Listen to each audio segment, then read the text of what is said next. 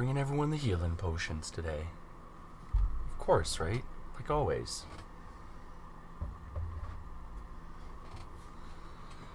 Just jumping into some Overwatch here. I just really want to unlock this skin and then we're probably going to jump into another game. I just want to make sure I unlock the skin before it is done for the week. So how's everyone's day going so far? Hopefully you're having a good Saturday.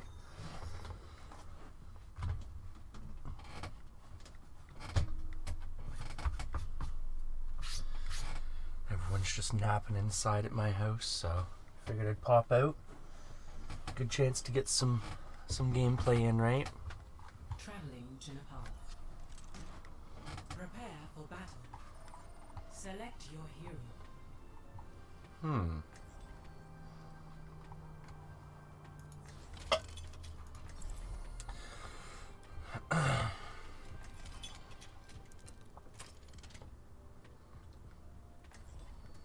Megatron. Hey, Pothos, how are you today? Your safety is my primary concern. I was lurking in your stream for a little bit before I hopped on. Actually, if I'm not, I was gonna say actually, I think I had you up on my laptop for a little while there, even as I was getting prepped here. How are you today? Well, that's good. Yeah, I'm just trying to unlock the Junkrat skin in Overwatch right now. It's really super cool. Makes him kind of look almost like a Grinch with some Christmas lights and stuff on him. I'm excited for that. For your safety, please move behind the barrier. Nothing's gonna stop. Barrier in place.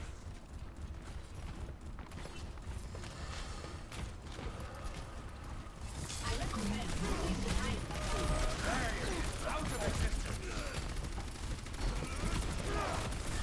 Burn him down, burn him down.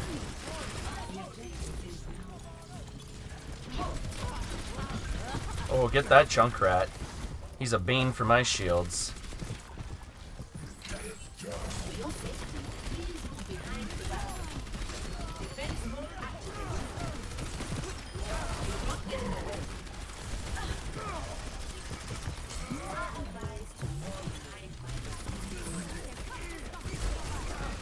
Oh, we're actually taking... I didn't think anyone had actually grabbed the checkpoint yet. So that's good.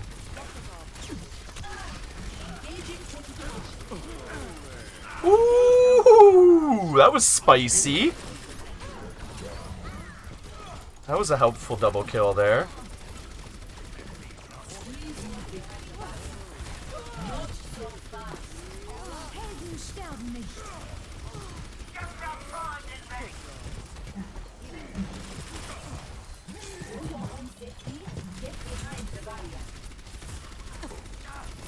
Oh, the livelong day, just shooting away.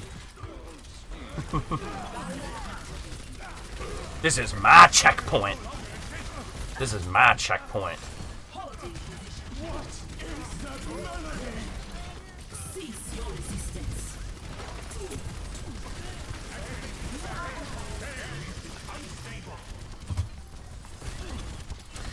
Yeah, hopefully I actually get it unlocked here, because I don't play that much Overwatch right now, so... And I apologize, I'm doing excellent today, actually.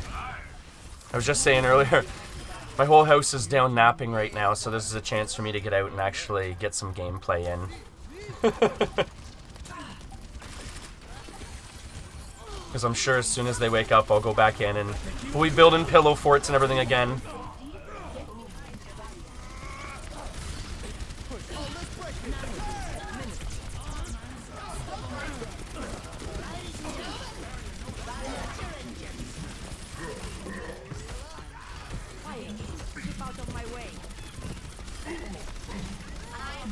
Ooh, there we go. Ooh, it's all warm and toasty when you're on fire. Oh, this is... I was literally just saying, like, my family is down for a nap right now. We ended up actually having our little guy for the weekend. So, they're all napping right now. I don't normally stream on the weekends a lot of the times. But everyone's napping, so I figured I'd get in some gameplay real quick while everyone's sleeping. A lot of the times, too, when I'm playing on the weekends, I don't stream. Because I was just saying, I'll probably be hopping off this shortly and probably meet up with a buddy in maybe Diablo or something like that. 3, 2, 1.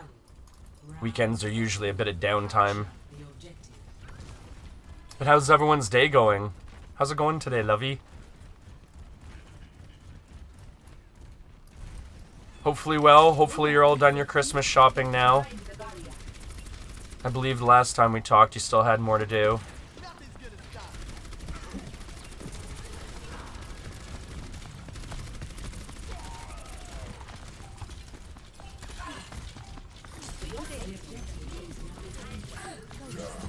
Ah, you sneaky roadhog. You sneaky roadhog. I completely forgot about you. Completely forgot about him. And I was burning him down the whole time earlier, too.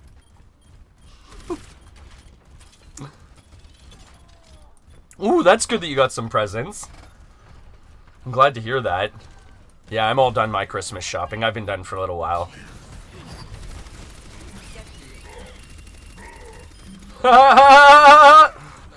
Eat that, roadhog. How do those bullets in the mouth taste? I gave him summer teeth. Because some were here and some were there.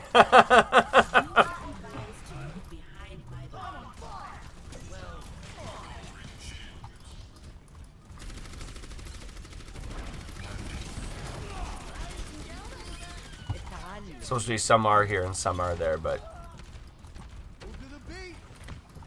happened a couple minutes ago. Has to be in past tense now, right? Oh, that roadhog is getting just eaten now.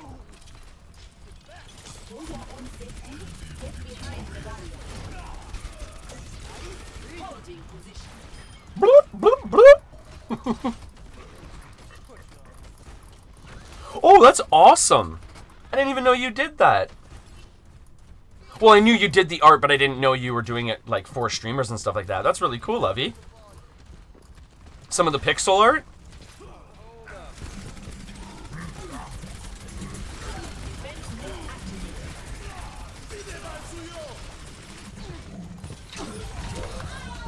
Oop, oop, oop.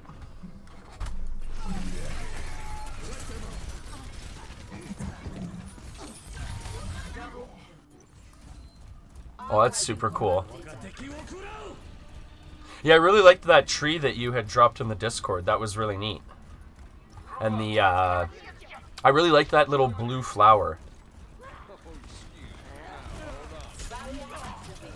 That little blue flower was really neat too. I liked that.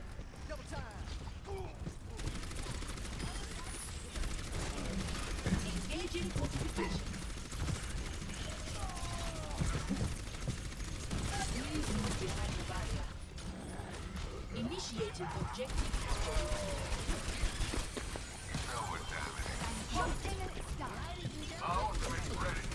Ah.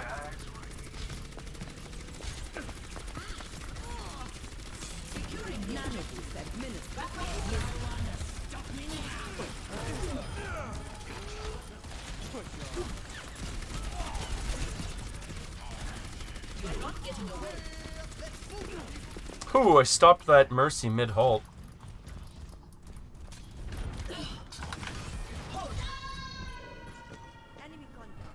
Oh, that'd be cool. Little animated pictures and stuff like that. That'd be neat. I still have a job to do. With the same kind of pixelated styling. Oh, we're getting taken over on the point there. Hold out, Junkrat, hold out. Hold out. Routing navigation systems to defense.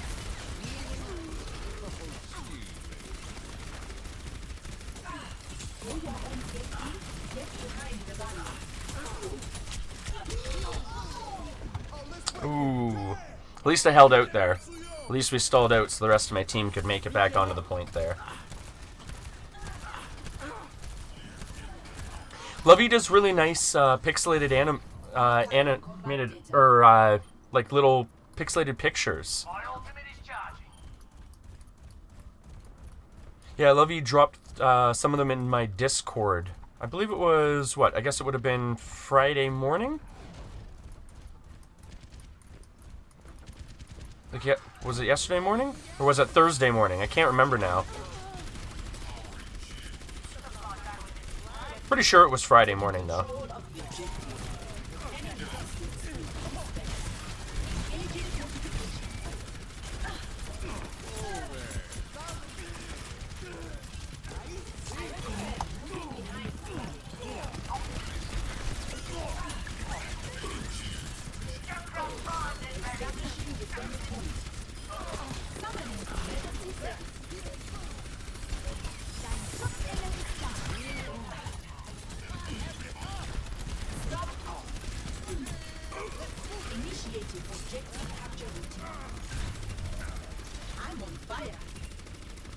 Boom! Ooh, that was a good game. Victory. Yeah, so it was Friday morning. And, sorry, I just wanted to finish up that match there real quick. If you do want to check them out, Play of the game. if you do want to check them out, Pothos, that's my Discord there. I believe Lovey dropped a couple of them in my coffee house section. Hey, Kelly, how's it going? I hope that... Did that not work for the link? I know my link is also down below in my About Me section as well, if you are interested in checking out those pictures that Lovey does for the pixelated art. Yeah, it's weird. Does it have to be someone else in chat? It can't be me, I guess? Oh, perfect, Pothos. I'm glad to hear that. Yeah, a relatively new community, but it's very, very friendly and helpful.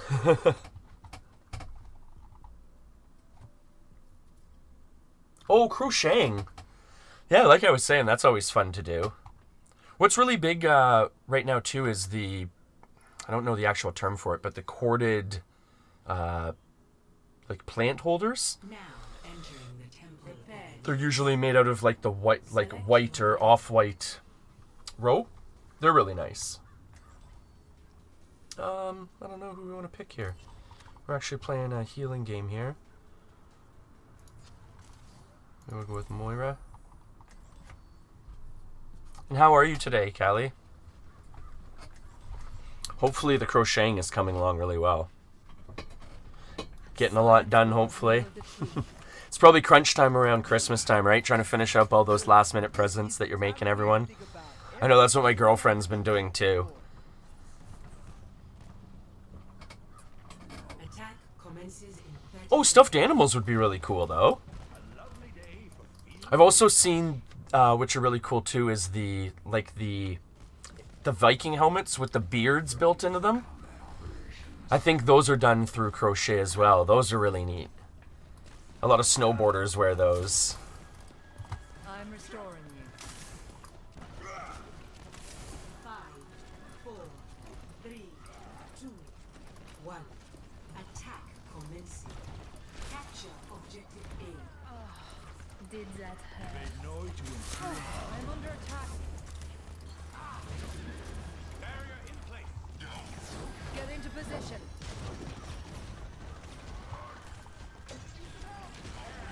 Out of existence.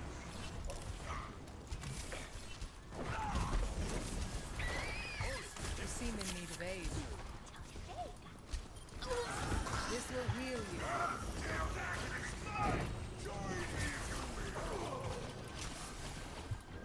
Barrier won't hold together. My barrier. That was a very interesting overthrow there. Everyone was very split up, but I mean, it worked. It worked. I'm okay with that. Repairing the damage. If we are to progress, we must claim the objective. Objective A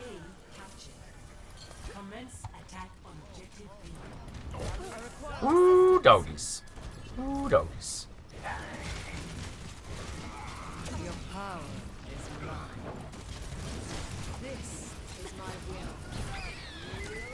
Try and sneak one across the floor there for some extra ultimate. I'm restoring you. Get into position.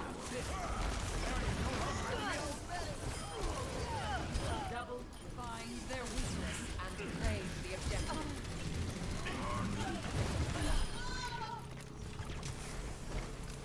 Allow me to repair the damage. Boom goes the dynamite. I will not be denied. Victory. Now, people. Now. Play of the game. People ragging on each other. Who cares?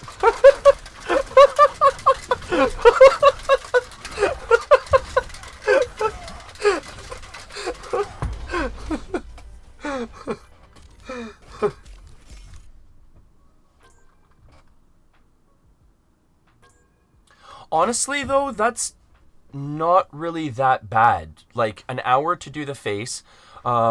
Realistically, that's probably the most detailed part. So you can probably do, what, the body, and maybe the limbs in, say, another 2 hours? So 3 hours total to do an entire stuffed animal, depending on the size, right? That's not that bad. I think that's pretty good turnaround. I mean, unless you're trying to, like, you know, bang them out for profit or something like that. But that's always hard, right? Because I know my mom makes handcrafted jewelry and scarves and stuff like that. In a lot of cases, it's more, you know, a labor of love, and then you're kind of putting the money back into the crafting, right? Anything you make, just to more or less fund the hobby, right? I don't know. What do we want to play here? Maybe a diva? Okay, yeah, we gotta dive Winston, so maybe we'll play a diva.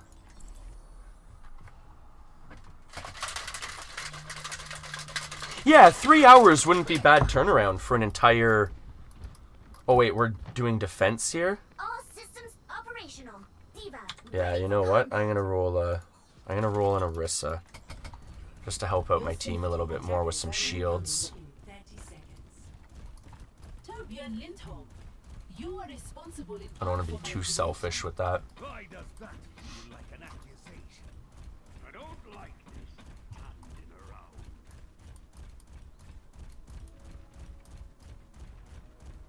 Yeah, see, that's the thing, right? You start trying to tack on, you know, monetary things and stuff like that, and it's just extra variables that don't work very well, right?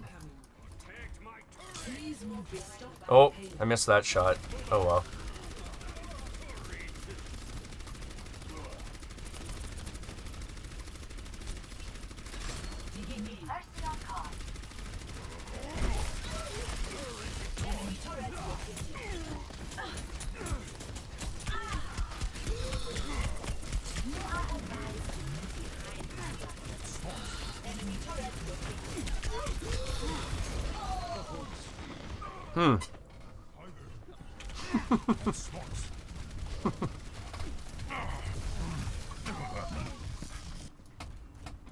I'm still new at this.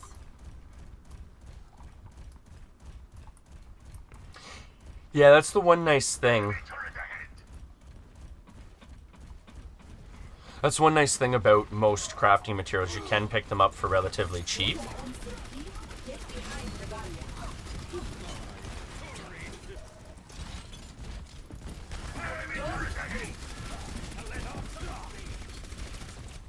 Barrier activated.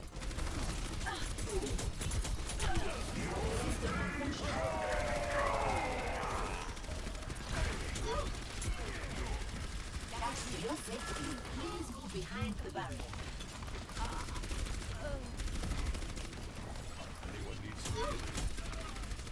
Enemy turret ahead! Please move behind. I'm on fire!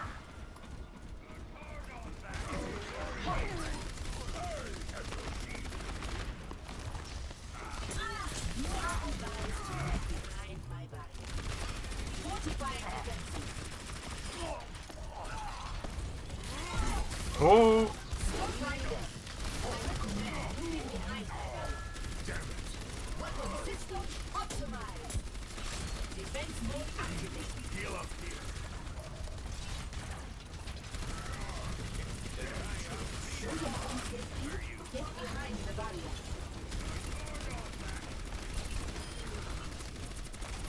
Enemy turret down. Engaging fortification. For your safety, please move behind the barrier. Don't move.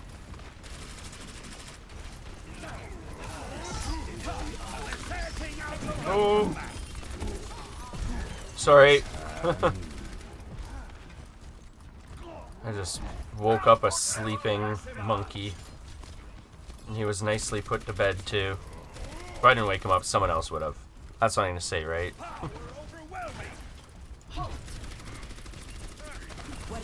overwhelming. Tactical visor activated. I'm not even angry. Fortifying defenses. Everyone heal up.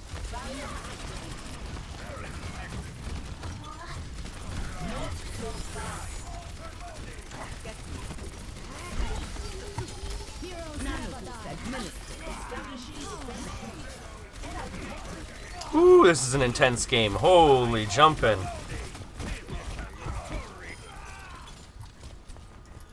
Stop.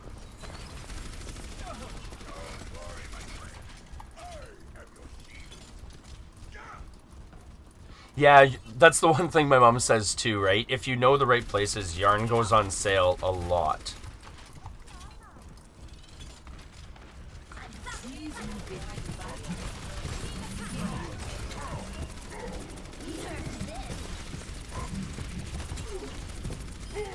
Summoning emergency services. Barrier activated. Cease your resistance. 60 seconds. Enemy turret location. Enemy turret neutralized. For your own safety, get behind the barrier. And that's the other part too, right? Like I was saying, if you enjoy doing it, realistically, if you're paying for the materials to do it, then that's realistically generally enough to keep you going, right? 30 seconds. Because then you get to do something you enjoy for free.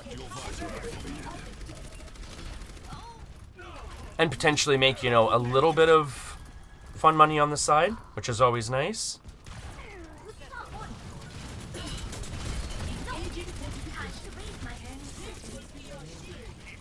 Holy jumping. Are we gonna end up with like a full hold here, folks? This is, wow. This is incredible. Woo!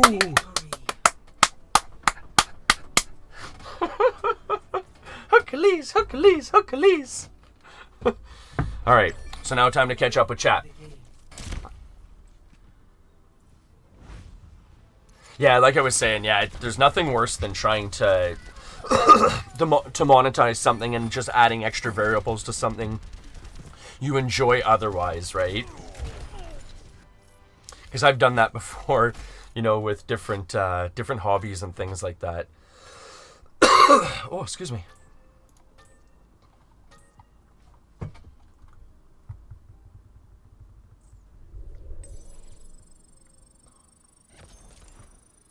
Hype, hype! I like that one. I like the hype, hype. That was an alright game. That was intense. That was really intense. Wow. I'm always so focused whenever I'm playing Overwatch. I'm just like...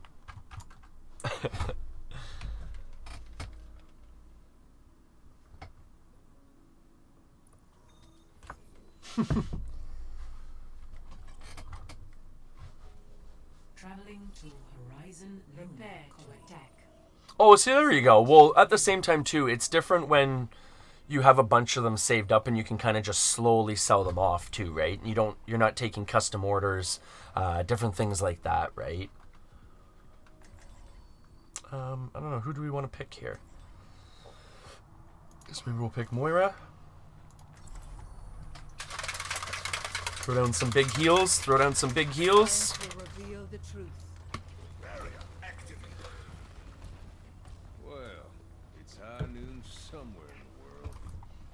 Yeah, I believe my mom said that she was roughly doing... Commences in 30 seconds. Because my mom also makes, like, cloth masks. And I think she was up to... Last time I talked to her, I want to say roughly 100 a week. I must say you look Which obviously is a lot of work for one person, right? Because she has to sew them. She puts little beads on the earpieces so that they're adjustable. It's a lot of work. 4, 3, 2, 1. I helped her with some of it a little while ago. Why would you do that? Let's get a move. I hate May on my team so much. Yeah, yeah, no doubt, eh?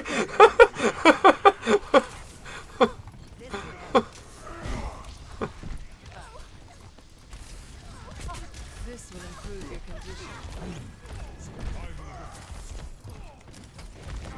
Get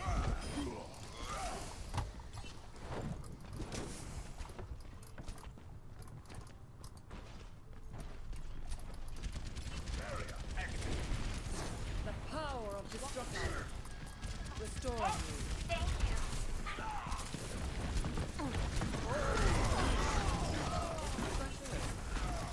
This will heal you. Here. Your body decays. You seem to need aid. Lights out. Get into position. Help me.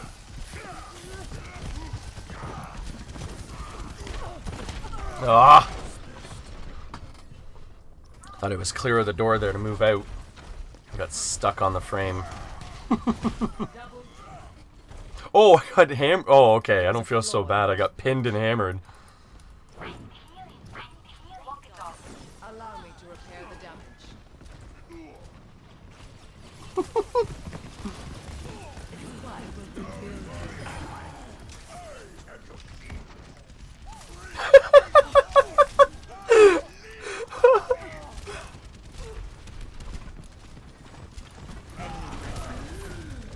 I'm not even doing it intentionally either. The May just keeps like insta dying and thinking that we're like intentionally like throwing her or something. Good job, guys. I really don't get it when people like I want to win. I'm not gonna not heal you, May. Don't worry.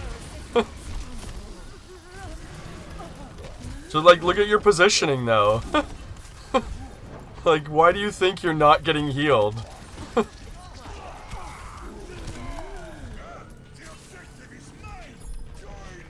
You're not around anyone. Anna's trying. A captured. Commence attack on objective B. Get into position. Enemy might die. Easy.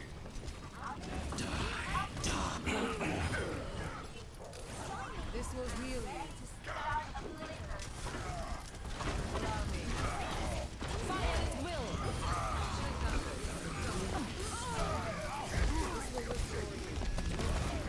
Ooh.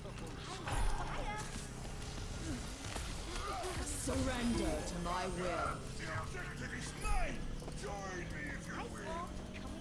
Step. We've gotten some really good teams here. Wow, we're getting really good luck with a good winning streak. Wow. This is awesome. Nice job. Well played, everyone. Well played. Play of the game. 冻住，不许走。 Oh, yeah. Custom orders are always the hardest, too, right? That's the thing, too. Around Christmas time, everyone wants the artisans, like, to do things. But I hate to sound rude or anything, you probably get undercut a lot for your artistry and stuff like that. It's really sad. Because I see it a lot with my mom and stuff like that. You know, people like, oh, I'll give you $5 for something, you know, that's listed for $25. That realistically, it's funny too that if it was, you know, seen in a brand name store or something like that, would sell for probably 40, 50 upwards, right? Whereas when it's a lone artisan making something, all of a sudden it's like, oh, well, I can get it super cheap from them, when realistically they've probably put more time and effort into it, right? So it's funny how stuff works that way. But I mean, at the same time, too, like, if you have, you know, close friends and family that you want to do custom orders for, I never find that to be a bad idea. But just let them know, you know. Custom orders are X amount, like, the best thing to do whenever you're doing stuff like that is establish everything, you know, up front very firmly. You know, custom orders are X amount more. You know, it's going to take longer is the other part too. Everyone always seems to forget that too, right? Putting extra work into something actually takes more time. Yeah, it's really too bad that people don't realize how much work goes into, you know, handmade crafts and everything. Be right back. Translocating. I'm guessing there's no chance we can take care of this quietly, is there? Oh wow, like hand dyed yarn. Yeah, that would be relatively expensive. The government here. But like you said, it's nice to even support a fellow artisan every once in a while too, right? Kind of get those kickbacks. Executing pre-combat routines. Optimizing strategy.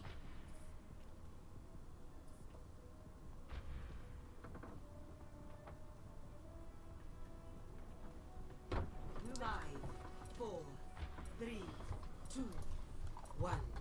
Attack commencing. Capture objective A. And yeah, as long as they realize that, you know, it might take a little bit longer, you know. Bear with me, it's coming. Generally, you don't mind doing the extra little bit of work for friends and family. Generally, they've given you something in the past too, right? So.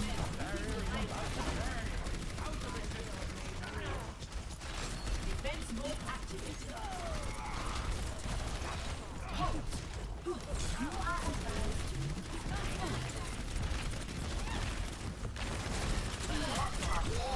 Oh.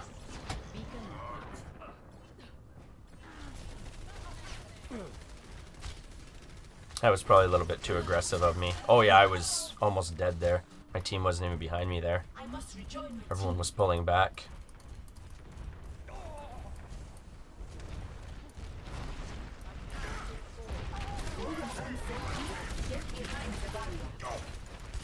Not so fast.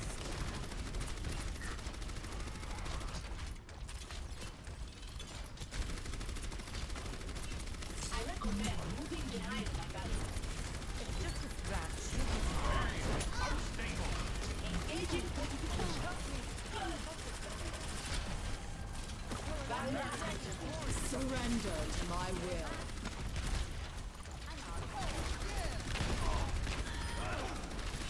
Establishing defense code. For your safety, please move behind the barrier. Oh.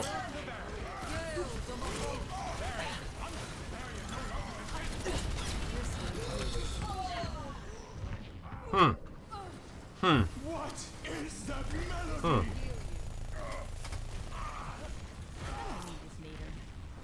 Lifting off. I am not ready to be deactivated.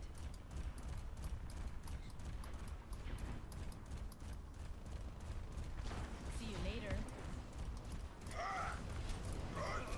I recommend moving behind my barrier.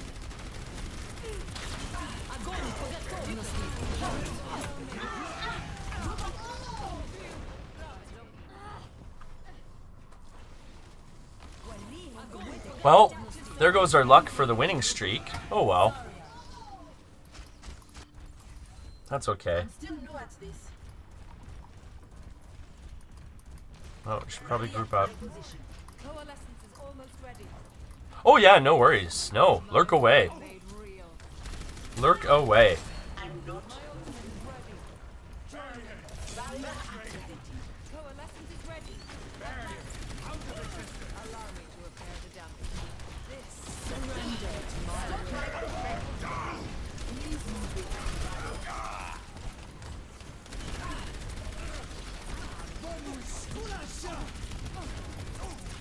Get into position.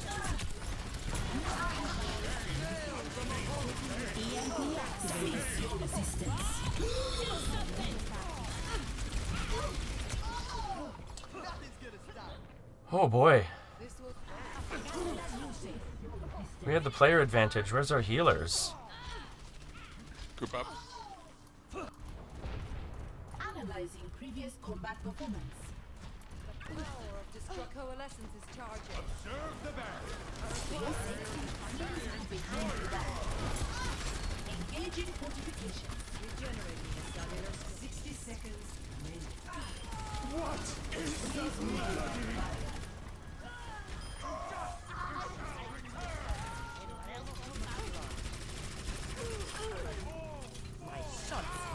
Team kill. For your own safety, get behind the barrier. Allow me to repair the Don't damage. overextend. Objective A captured. Escort the payload. For your safety, please move behind the barrier. Get into position. I'm setting the payload.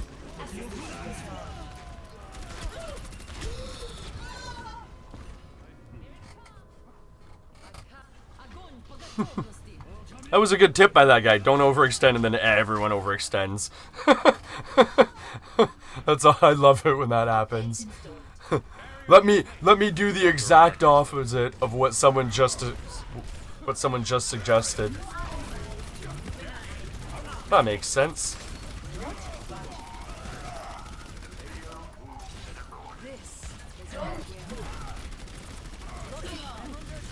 For your own safety, get behind the barrier.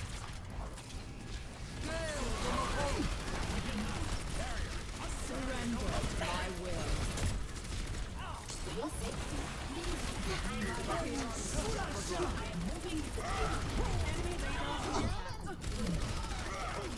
This will help. Lifting off. That melody.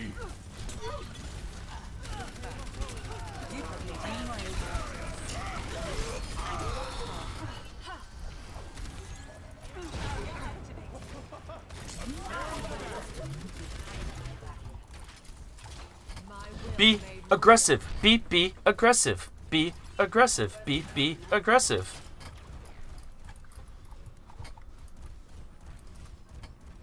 Pushing them back. Pushing them back. Repair the damage. For your safety, please move behind the barrier. Flexing out today. This is weird not playing healer. This is super weird not playing a support character.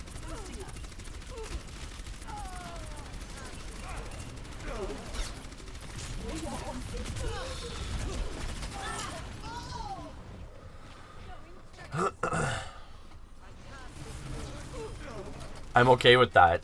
Awesome lurkers are okay. Any lurkers are okay. I must rejoin the team. Come, go, drop in as you please. Please move behind the barrier. Oh, I missed. That would have been a sweet shot if I had thrown it through the window like that. That would have been slick.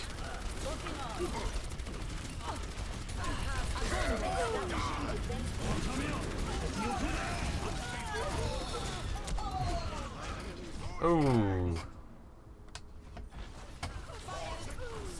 I think we might lose this one, folks. I think we might lose this one. Quadruple kill. Archiving combat data. 30 seconds remaining. Our time runs short. Surrender to my will.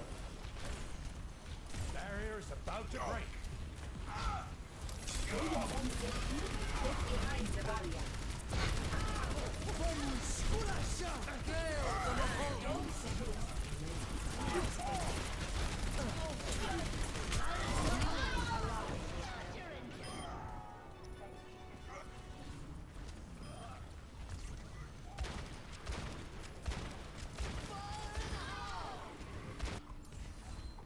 System restart initialized. What is that melody? Defeat. Boom, boom, boom. Excellent, Avis. How about you? Play of the game. We're just playing a little bit of Overwatch here. My house is all napping, so.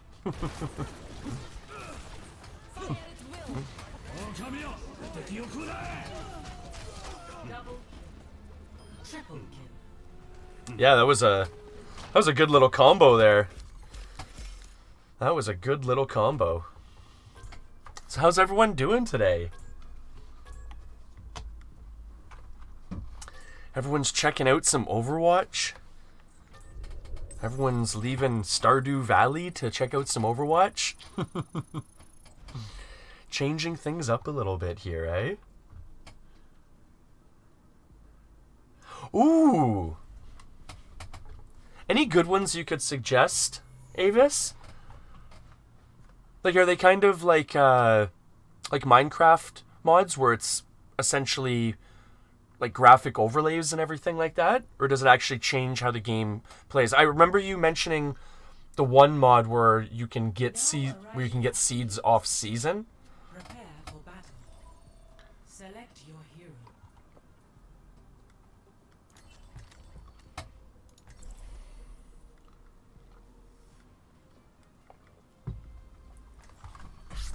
I should actually look through the Twitch Stardew Valley mods. That'd be interesting to check out. The only mods I've really ever worked with are,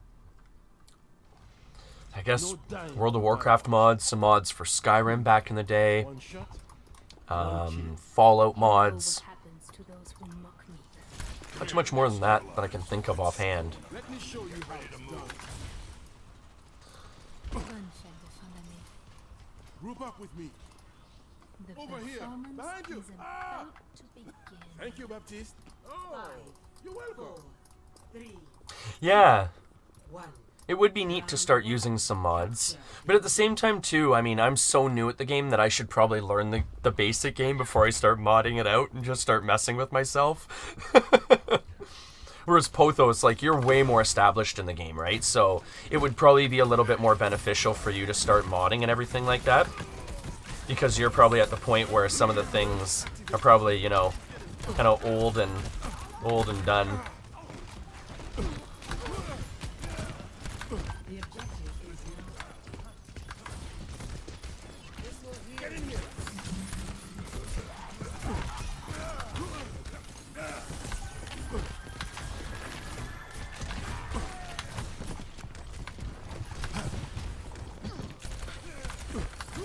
This is not your time.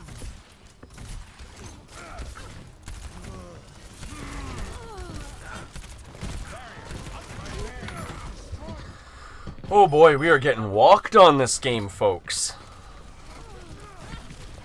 This Junkrat is just tearing our team up. Their DPS is, I'm thinking a little bit out of our league from the looks of things here. They're tearing us up pretty good.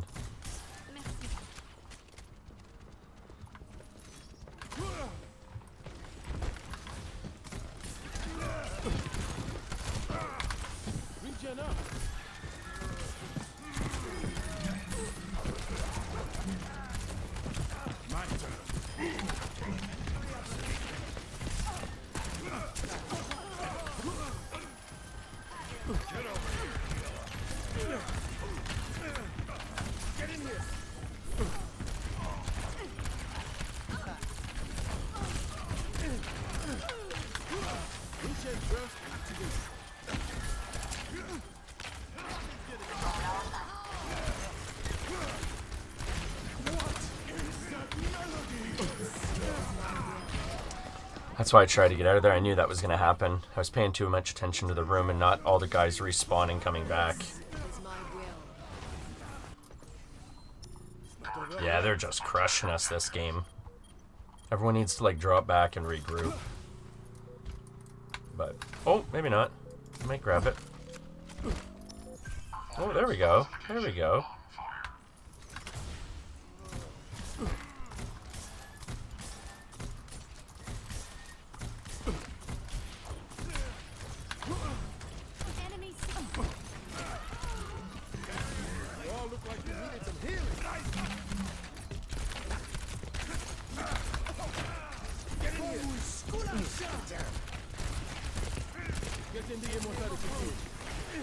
Let them up. I thought you needed a head. Boom! Get off of my point.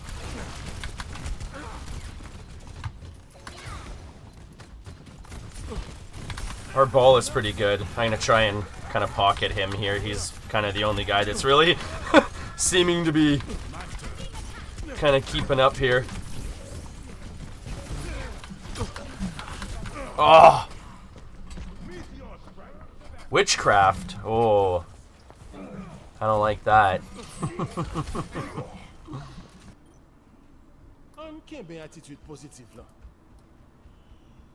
First round lost. Oh, okay. Score 0-1.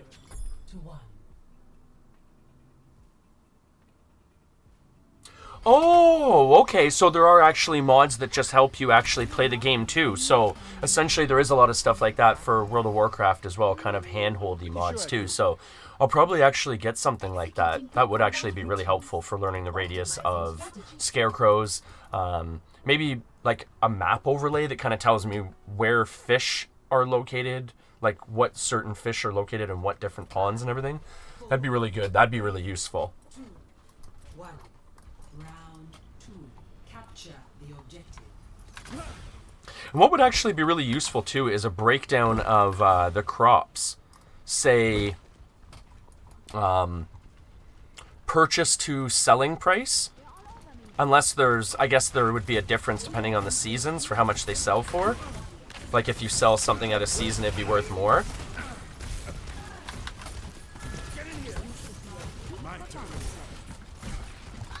The objective is now. This ball is all over the place here.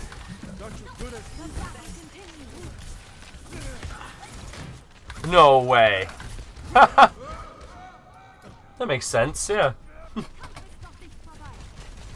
Oh, there's also that option in the mod. Oh, of course, right? Everyone's 2 steps ahead of the new guy. That could have gone better. No, that was probably the understatement of the year. Batiste.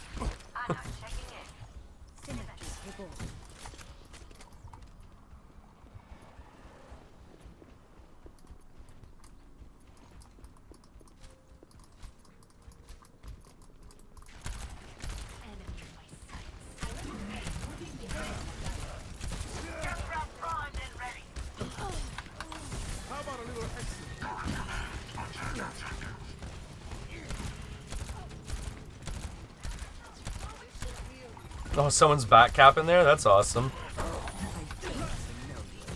I don't know if it's gonna work, but that would have been sweet.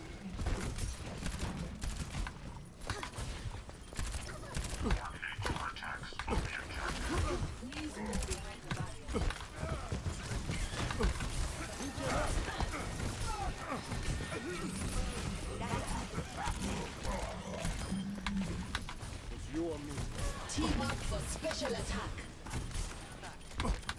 Thank you.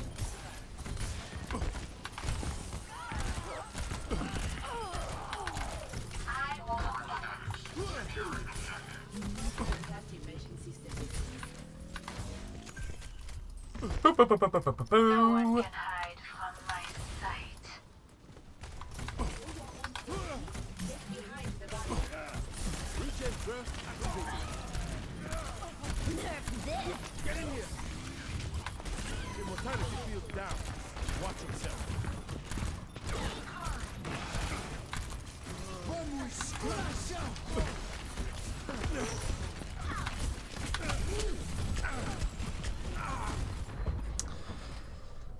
Yeah, there was no way I was gonna survive that one. Yeah, I definitely have to play around with the different mods for Stardew Valley. I haven't even looked at them, actually. It'd be interesting to see what's available. Whoa. They're like right on top of us there. Of course.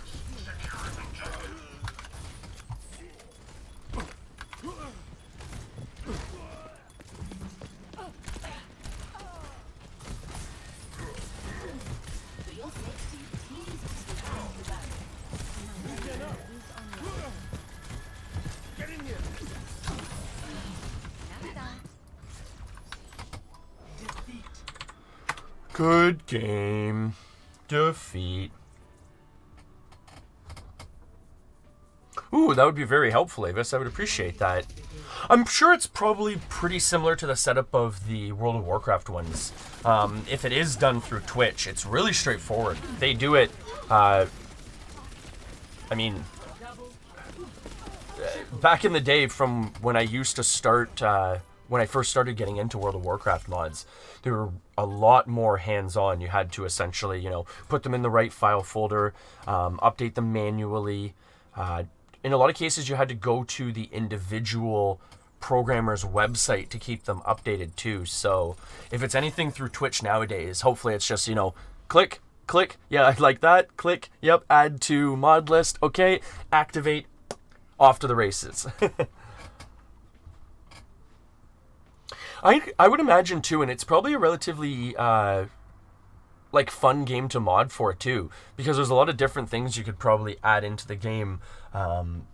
Different breeding things would be really neat. I mean, if they don't already have that in the base game, I haven't gotten that far yet, but it'd be really neat to have different different things to breed. You know, potentially increase genetics of certain livestock for different purposes. Maybe breed livestock more for I don't know, I guess they probably don't have that built into the game where you can essentially breed them for different purposes. But I've seen different games do that, where they have livestock breeding and you're essentially breeding for different traits, which I think would be really interesting. I don't know, we'll go Moira, I guess. Yeah, it's really neat to see the different modding communities for the different games. Skyrim has a huge modding community. It's really neat to see the different Skyrim mods. There's the Macho Man Randy Savage mod, which is hilarious, which essentially turns all the dragons into like Macho Man Randy Savage's head. They're all like, ooh, yeah. It's pretty funny. Because on the computer you can just spawn dragons. I've seen people with like, you know, like 50 different Macho Man Randy Savage dragons flying around. That one's really entertaining.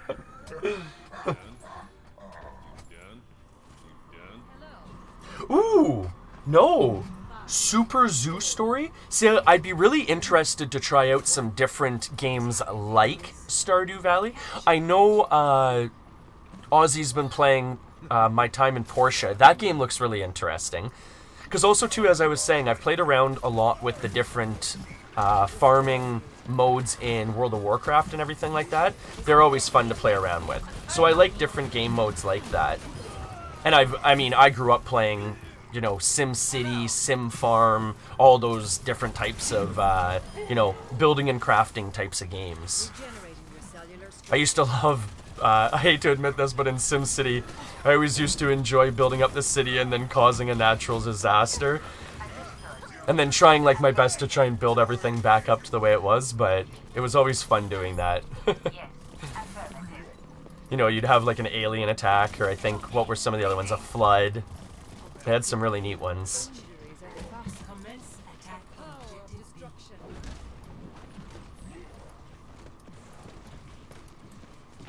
My ultimate is up.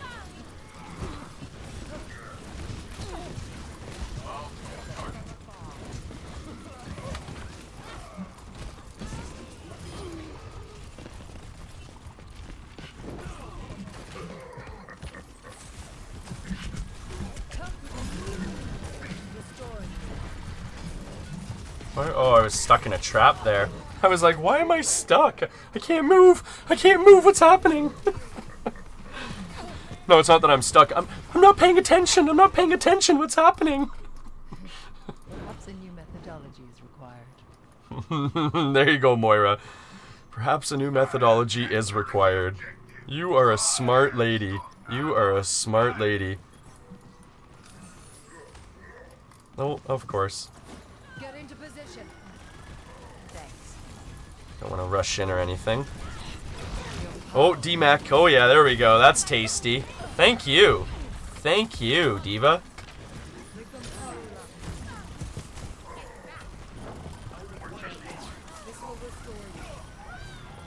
Oh, can we pick up that Sombra there? Oh, where'd she go?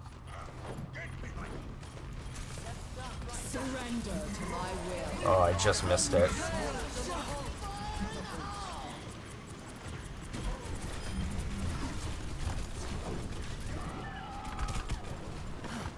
Ooh, oh no, oh no, oh no, oh no.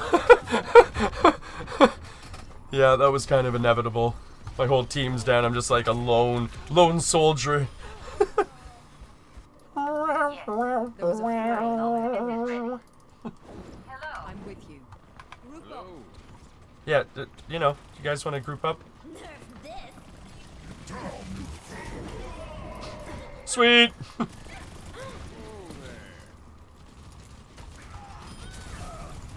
Effort, strength flows from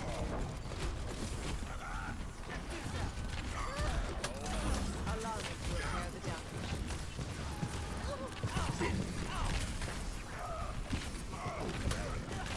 Ah! This will heal me. I am restored. Onwa.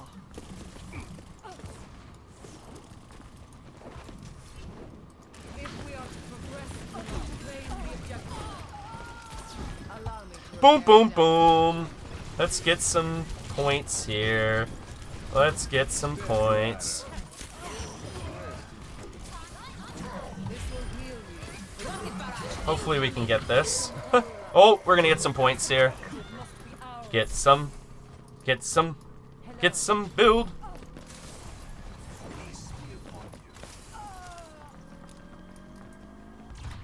Woo!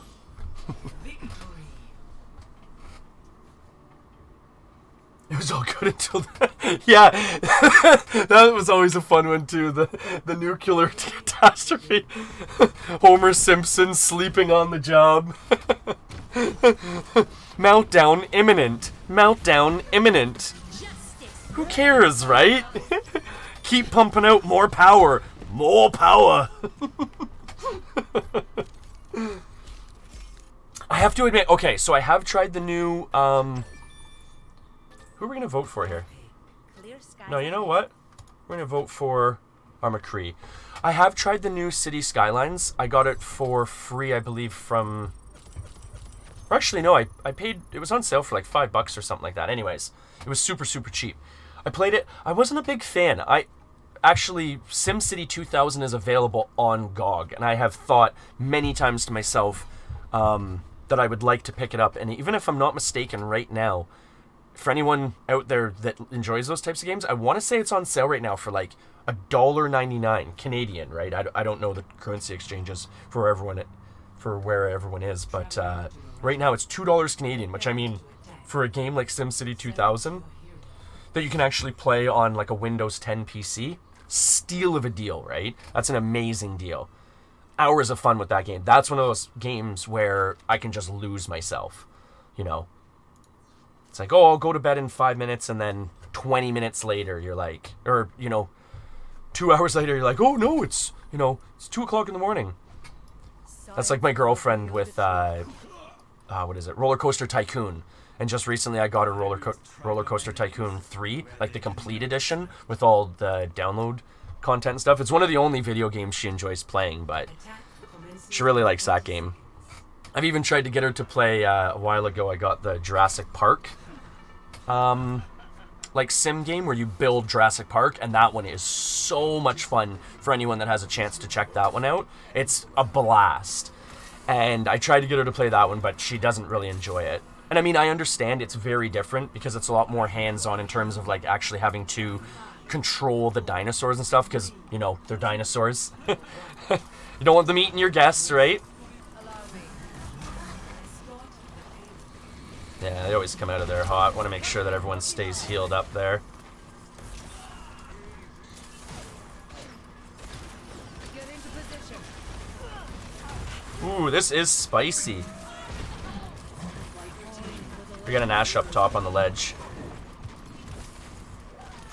This will restore you. The payload needs to get our desired outcome. I need to recharge. This will heal you. Join the Yeshu. position.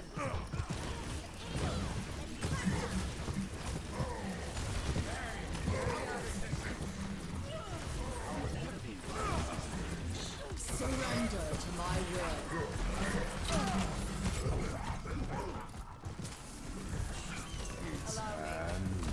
Oh! I heard that come and just didn't react in time. I was trying to drop down those stairs. Triple kill.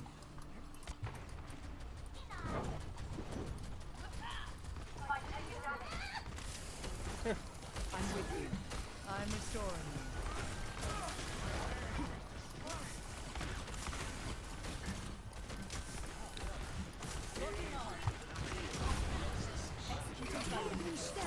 This will restore you. Not yet. Experience tranquility. Your body decays. Oh boy. Can't seem to get out of the spawn here. Activating self-destruct sequence. Allow me to repair the damage. Surrender to my will.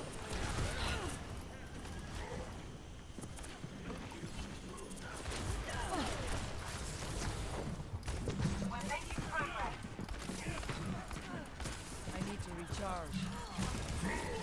Ooh, doggies. Hopefully we'll get something here. Injured again. I mean, it's a quick-paced game. It's not like it's boring or anything. It's just, yeah, we're unfortunately just not winning these fights that we need to win. Yeah. Yes, yeah. I mean, $2 for SimCity, right? How can you argue with that? There's a bunch of... GOG is one of those programs where, in my opinion, if you play games on a PC, that's almost a must-have program. Because essentially what it does is it makes sure... Well, it doesn't make sure. It puts all your games together in one spot. So even your subscription games you have in one spot. And essentially, in a lot of cases, it saved me money having that program. Because there's a lot of times where I would have purchased a game that I already own on a different platform that I didn't realize I already had unlocked. Say, you know, Steam or, you know, the Epic Store, or if I have it unlocked in, say, a paid subscription like the Xbox Game Pass, which again is a really good deal. You know, it's super, super helpful, GOG. I've used it for a little while now on a couple different systems of mine, and it's literally saved me money. It's awesome. I love it. Try and take that amplification matrix away from them there.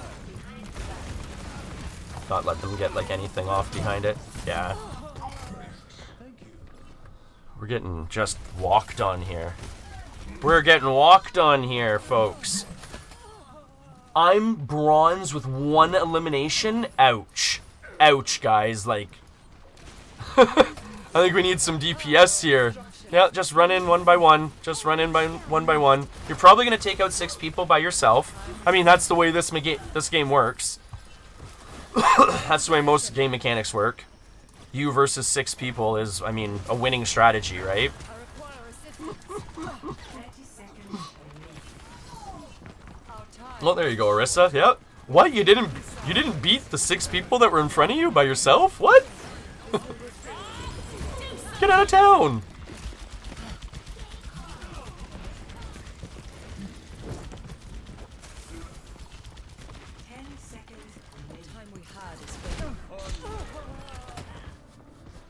Oh, well, we had a really good win streak there for a little bit, and then all of a sudden we just got dropped off. There was a flaw in my approach. I can never tell if there's people knocking. I was on. Oh, wait, what?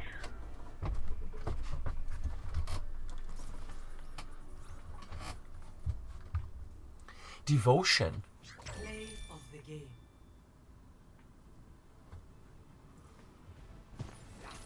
Oh, see, it's funny. I picked up Crashlands on my... What was it? On my Nintendo Switch a while ago. I was really excited to try that out as well. And it's one of those games I haven't played it almost at all. I mean, one reason being my girlfriend's little guy is always on my Nintendo Switch.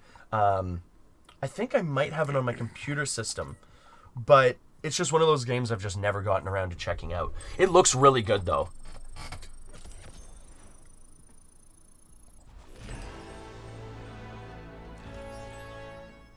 See, I don't know what they did with Devotion. I'm not sure what you're referring to there, Avis.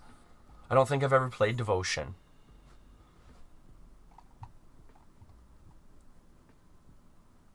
I unlocked my skin a while ago. Like, this is the skin. It's super, super cool. I mean, you'll never see me really play with it because I never play DPS, but that's a super cool little skin.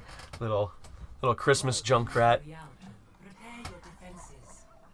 Select your hero. What do we feel like playing here? I'm gonna play Rissa.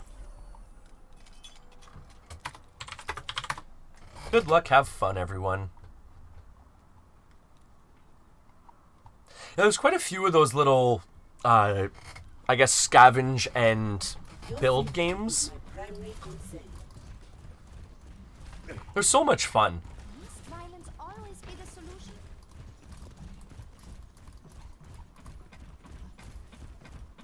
Because for the most part, that was one of the first games I ever really, really heavily got into, or the first type of games.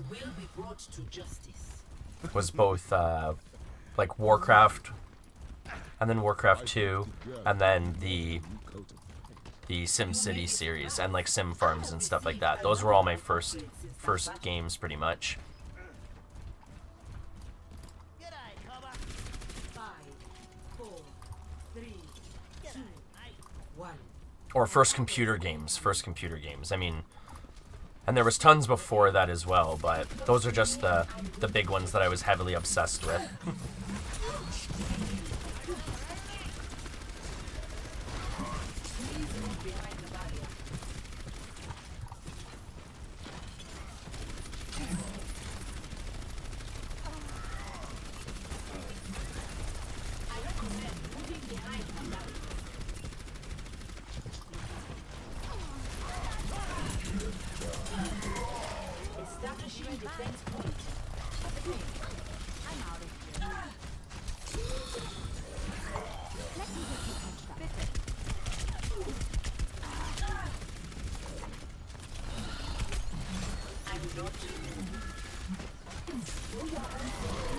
Make sure our shields are up. Shields up, shields up. Everyone, shields up. See them not damage. Shield. Oh, that's a good one. Shields up, shields up. Make sure there's no damage. Shields up, shields up. They'll do no damage. You know how huge that shield is? It takes up the whole hallway. That's awesome. Orisa!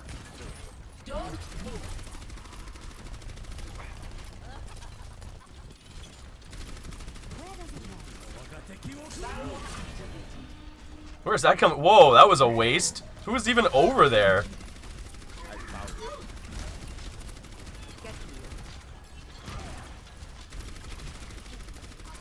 This guy's gonna die just from, like, greed.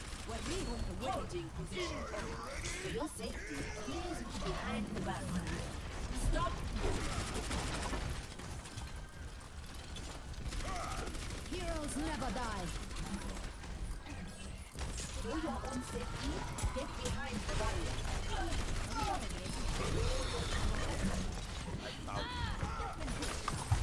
Where did our healers go? Oh, I'm getting revived. Oh boy, I'm getting revived. Defense mode activated. Let's get you back out there.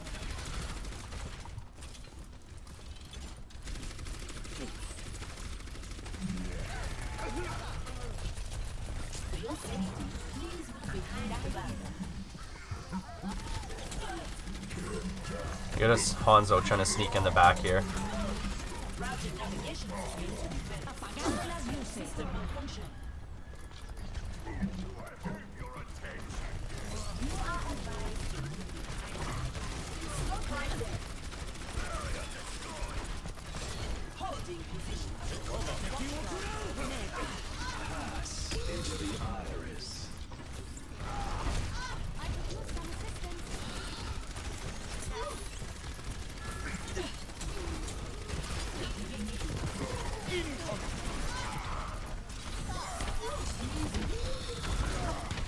Oh!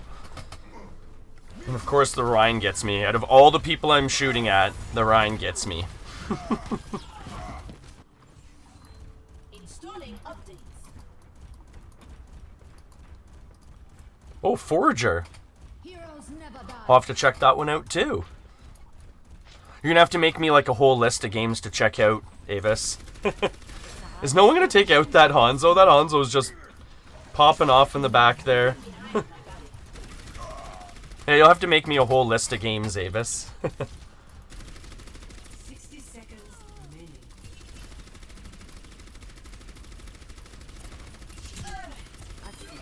You're going to live.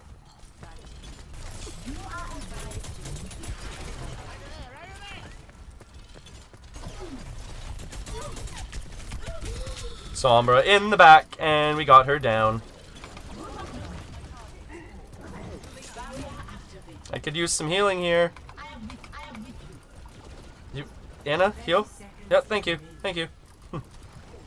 I don't like talking in voice chat to my teammates. I always feel like I'm being like really rude if I ever talk to them.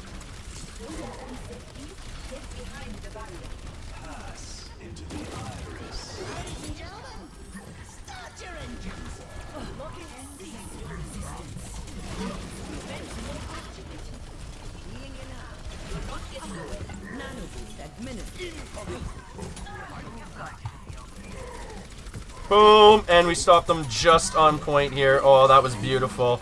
That was beautiful. Phew. Good job, team. Good job. Well, good game, everyone.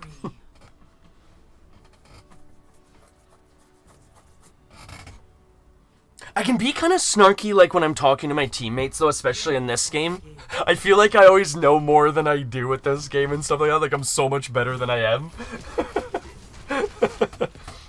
Yeah, that was a good hold right at the end. I'm glad that we held them there because essentially if they get to that point, like literally that little bit further, they would have gained more time to push the cart even further. So if we cut them off there, their time runs out. So it's really strategic that way. Yeah, our Mercy was awesome that round. I mean, I always try and give props to the healers, obviously, when I'm not a healer. But yeah, our Mercy was really good that round, keeping everyone alive.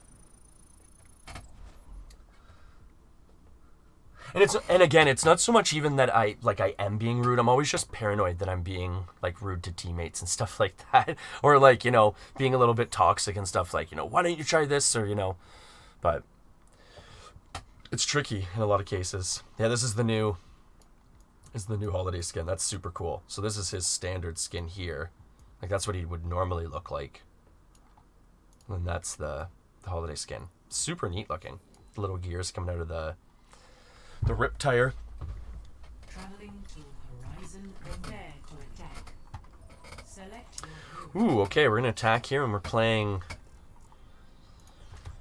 support. Alright.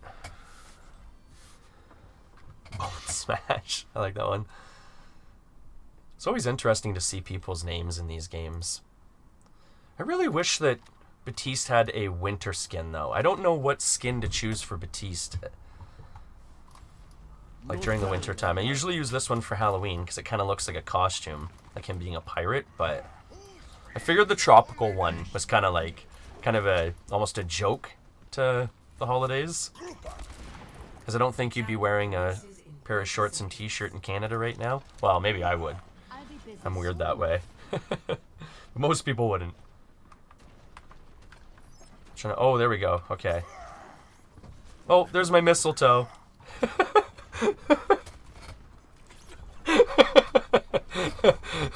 I actually bought that emote. It's one of the few things I've actually purchased. Like, I didn't pay real life money for it. I used the in-game currency that you, like, rack up.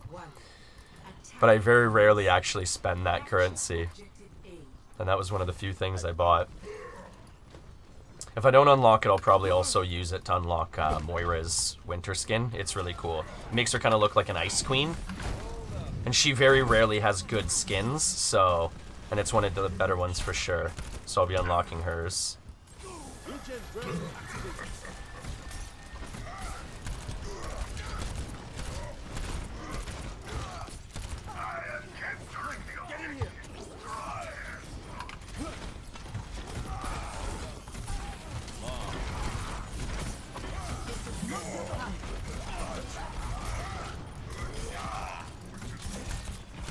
Woohoo! Woo!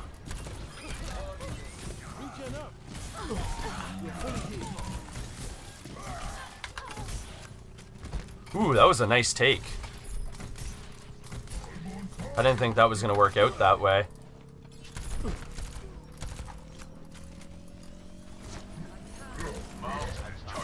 Objective A captured. Commence attack on objective B.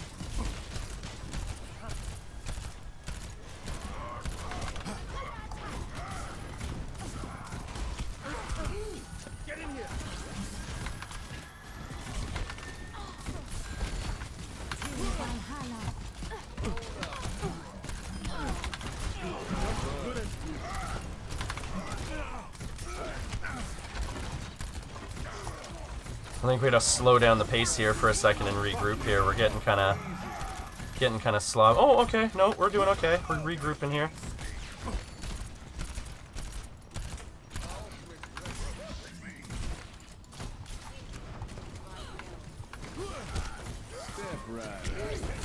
Oh! I didn't know she was behind me, smacking me in the head with her big flail. They have an actual name for it. I think it's called a rocket mace or something like that. But I mean, it's a flail. It's a flail. It is a ball attached to a stick with a chain. That is a flail.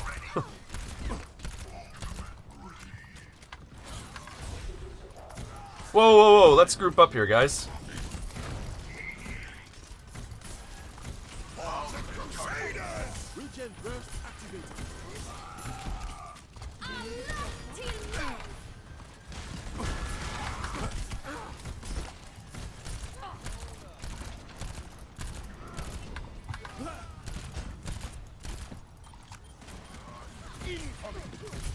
All better. Now.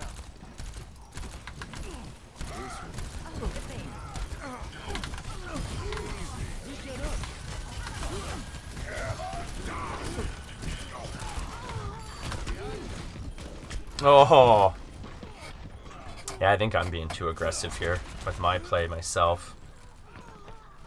I need to sit back and just pot shot my team. I shouldn't be on that point. Someone's looking out for me. But then again, someone should be. Someone should be when we're standing there.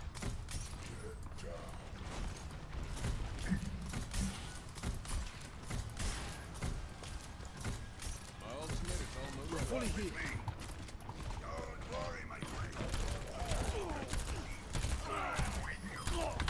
How about a little extra heal?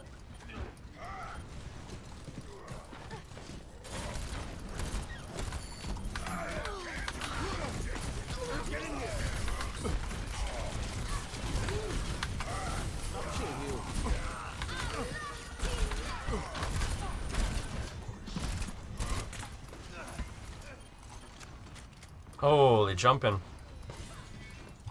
Every time we go in, we're just getting like rocked back out again. Where is he going?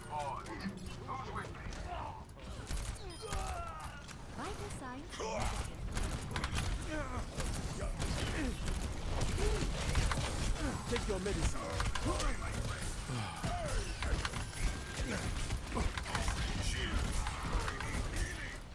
Yeah. I love that. I need healing. Yeah, so do I. I'm getting smacked around in the backline here, bud. How about you turn around? Protect your healer. That's awesome. I have your back. You all look like you needed some healing.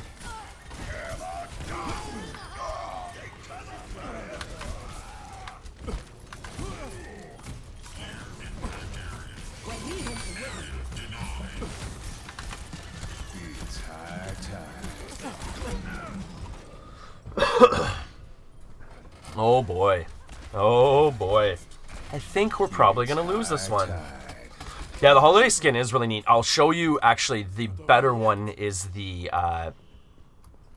Roadhog skin. That's my favorite for this season, I'd have to say. I'll show you a whole bunch after this. After this game, I'll probably hop off Overwatch. Figure out something else to play. Bud, situation awareness. You are not close to any of your healers. We want to heal you, trust me. That's our job. You're fully healed.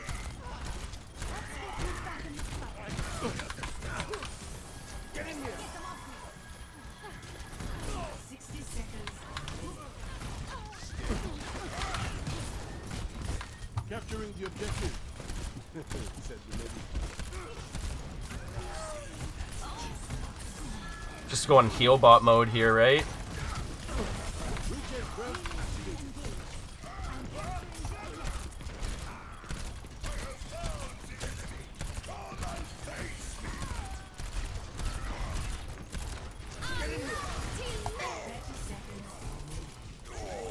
Let them out.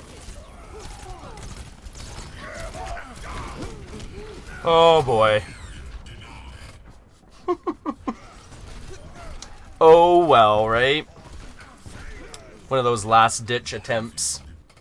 Hoping to make something from that, but we didn't. Yeah, I'll probably jump out after this game. Probably play something else. But I'll show pretty much the whole lineup of skins for the seasonal event this time in Overwatch. They're all really good. Overwatch has some really good skins for their events.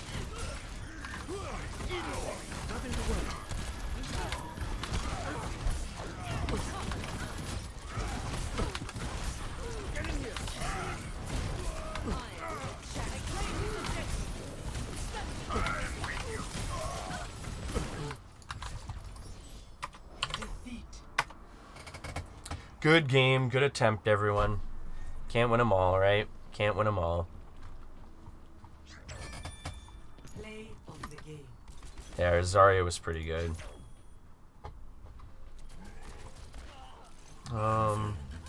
Yeah, sure. Vote them up. I don't know, Mercy, I guess. I never know who to vote for until I see this screen generally, right?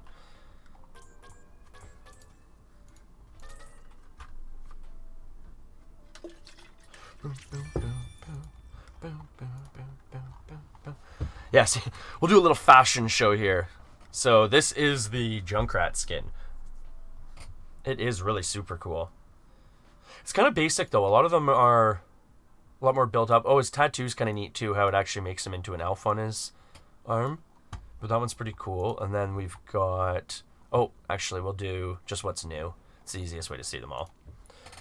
There's a gingerbread skin from Ana, which is really cool. It essentially puts her in like a baking outfit. So that one's really neat. And then she's got like a little gingerbread like apron there. And then obviously the elf skin. So all three of these first ones are unlocked by just by getting wins each week. So you have to get 9 wins each week. The elf Junkrat is the first one you unlock. The gingerbread Ana is the second one. And then here's the one I was saving.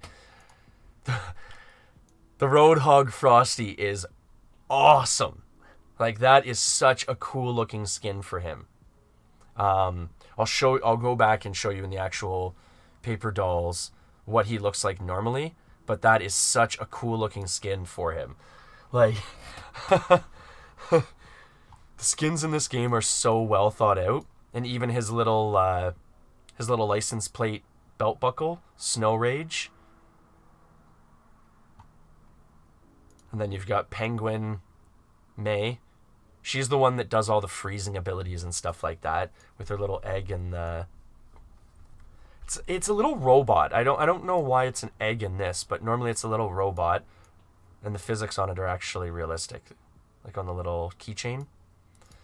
And then you've got Polar Express conductor Reinhardt, which is super cool. The little chugga chugga choo choo in the back there. Oh, and I skipped one. This is the other one I really, really like, is Ice Empress Moira. That one's super cool.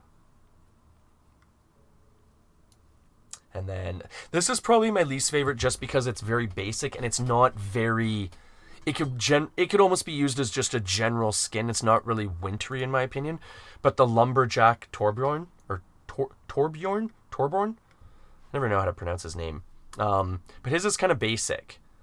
Like, it's very generic. It doesn't really look that wintry, other than him having a little bit of snow, like on his shoulders, his head, and his turret.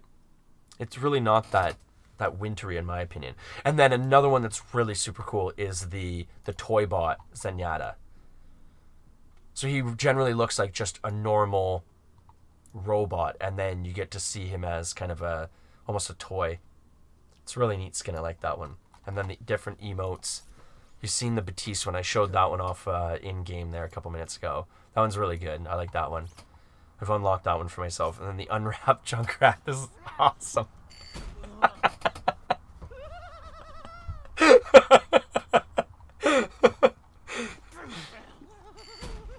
I can just watch that one on loop. It's his laugh, too. His laugh is infectious. And then this one's really cool. I like this one. It's really pretty with the snowflakes falling down and everything. That one's really neat. The victory poses, they're pretty generic again. Every year it's the same thing. They give one of the characters or a grouping of the characters a coffee mug in a different pose. So this is Maze holding like a Murloc cup from World of Warcraft, which is a creature in World of Warcraft. These super cute little like aquatic amphibious I don't know, they're almost half frog, half lizard, half fish. I know that doesn't work. But it's pretty much what they're like. And this is probably one of my favorite ones, just because of the marshmallows floating around it. Yeah, that one's really neat. And then a mathematical equation. I wonder, like, I bet you that's a real mathematical equation, but I wonder if it is. And then the final one is Winston with his cup. Horizon 1 is the company that essentially made Winston like into a super smart monkey. Or a super smart gorilla, sorry. Everyone calls him like monkey for ease of use. And then there's a whole bunch of voice lines. I won't get into those and everything, and then sprays. Yeah, it's really neat. They do pretty much events for all the major holidays. And they've always got the basic skins that you can unlock by just pretty much playing the game, like the Frosty, the Elf, and the Gingerbread Anna. And then they've got a bunch that you can generally either unlock with luck through the loot boxes, or you can pay money and unlock them. Or you do actually earn in-game currency over a period of time. So, yeah, the skins are super, super cool. Like, that's one thing about Overwatch they do very well is their skin selection. Like, even if we go into here, like, who's a character like Diva? Diva's got some really neat skins. They're really deep, really different. Like, essentially this one is a mech, but it kind of makes her look like an old, like, the mech kind of looks like an old car with the headlights and the grill and everything. And then she's kind of in the old, like, I guess it's not really like a bomber girl outfit, but I guess kind of that era. I don't know, I guess like a hot rod like girl or something like that, but it's a really neat skin. And then like the carbon fiber one, what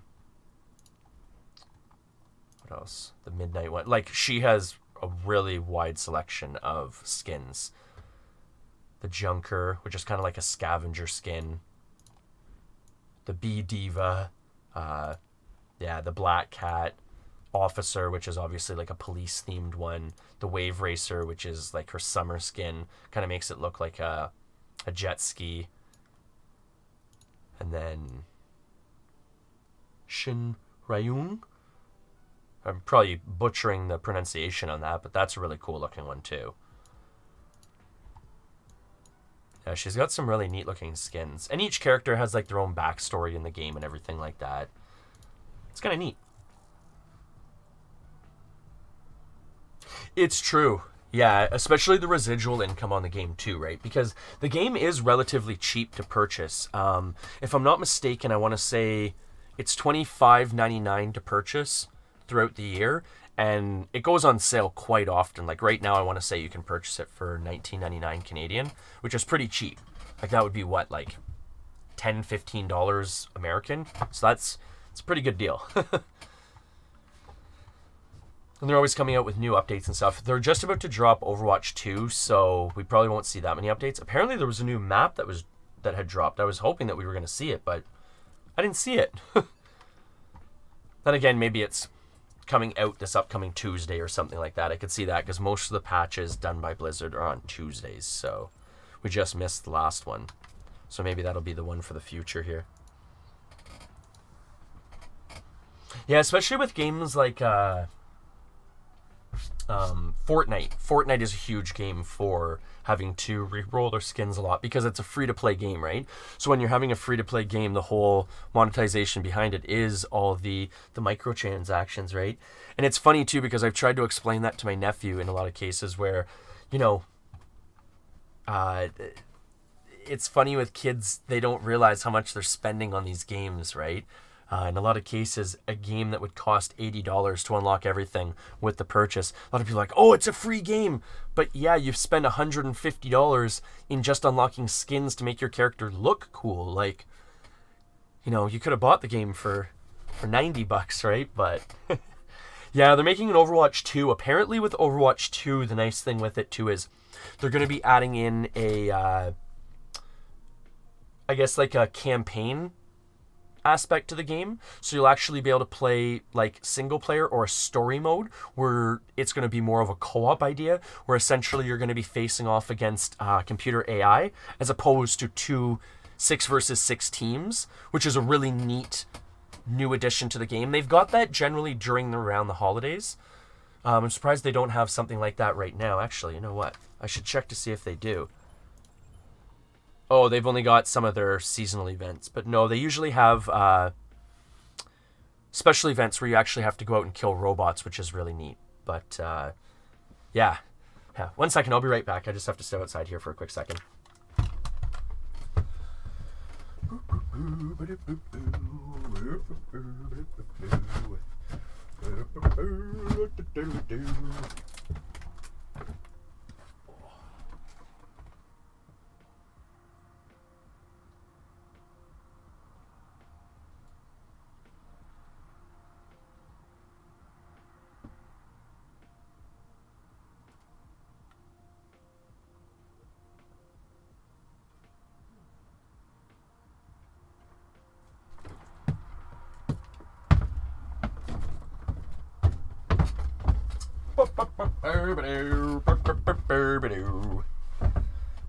Oh. Hello again, hello again.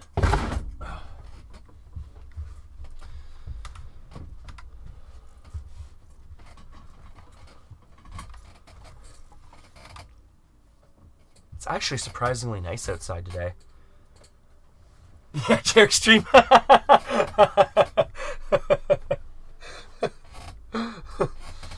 ShedStream. ShedStream. Open air. Open air. Oh. Get our hat going here.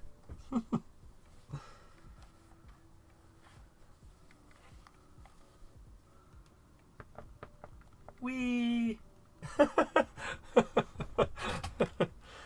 Yeah, I need a new one, eh? I need a new hat.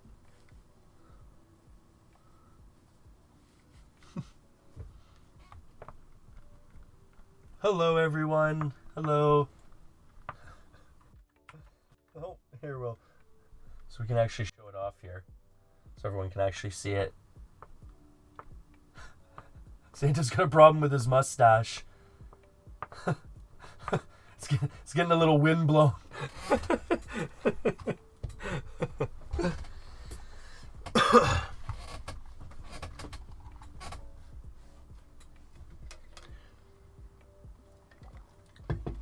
Yeah, like I was saying, they're super cool. Like, what was it? $4 from the dollar store. $4 from the dollar store. And then this one here. Yeah, the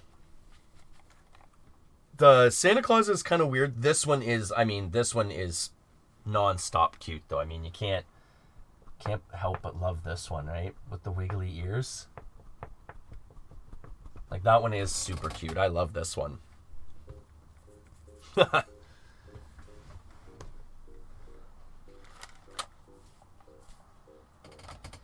hair out of my face there. Oh, I love this one. I don't know what else I want to play here, folks. Oh, what do we got here? What do we got here? Oh.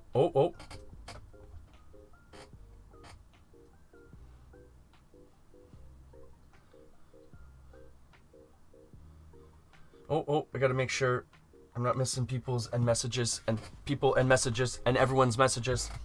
I got 50 different screens going on here all at once, everyone.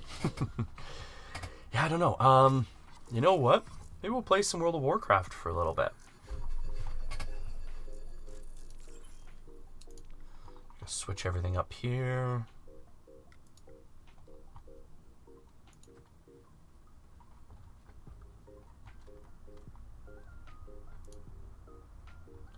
I thought the deer one was pretty cute. Yeah, the Santa Claus one, he's kind of questionable, right?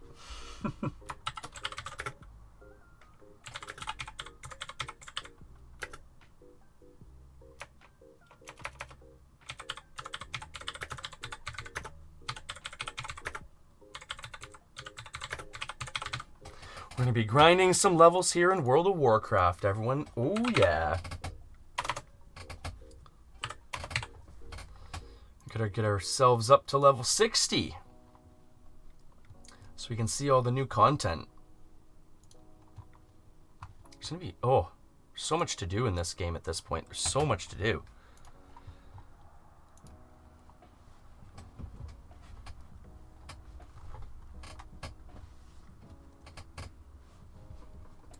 Excited for all the new dungeons too. That's what I'm most excited for. The dungeons and possibly getting into some raids. A lot of the time I don't raid because there's so much commitment behind it. Getting the team built up and everything like that. All the time invested into it. So a lot of times I just do quick dungeons, but it would be nice to do some looking for randoms with some groups or something. Or if my guild is doing a quick raid.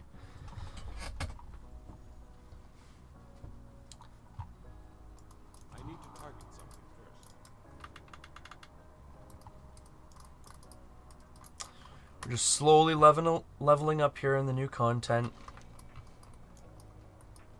Taking our time, obviously. But like I've said, I don't know, I feel like the grind with a Shadow Priest is real. It is a real grind, folks. And apparently I'm just playing it wrong, because I was reading up online that they're actually apparently one of the top character picks for this time around, so it's probably just me playing it wrong. I'm not a DPS person. I am definitely a healer. I'm only playing Shadow to get through the leveling aspect of it, right?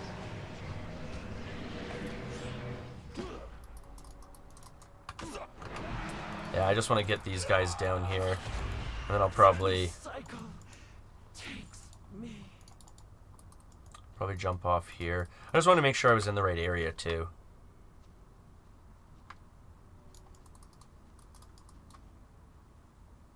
Ooh, they're just lining up for me there, eh? They're just lining up for me. I'm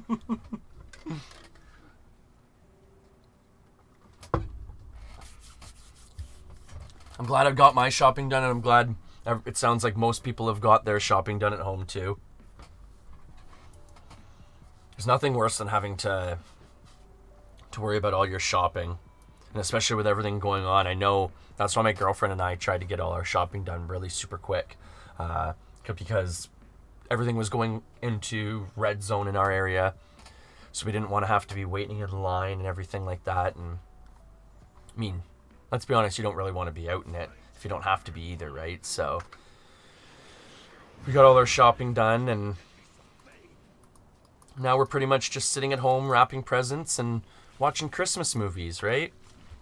And have a little bit of food here. A little bit of food before we start our questing. Make sure our intelligence is up and everything. Boom, boom, boom, boom, boom, boom, boom.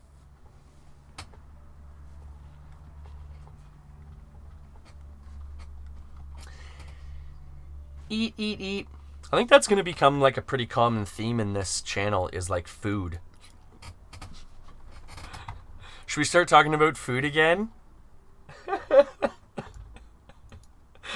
I'm getting a little bit hungry myself. It's been a whole, like, what? I've been out here for about an hour and a half. It's been about an hour and a half since I ate last. Starting to get hungry again.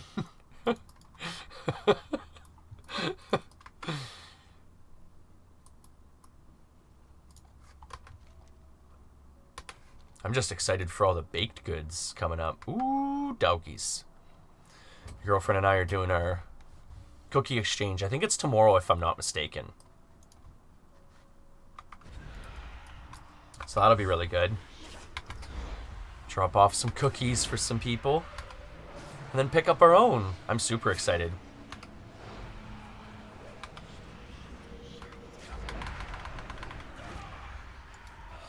I'm gonna have way too many baked goods this holiday season for my own good.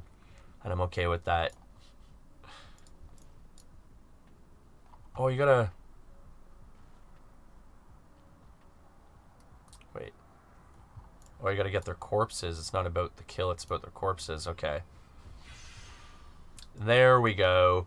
There we go.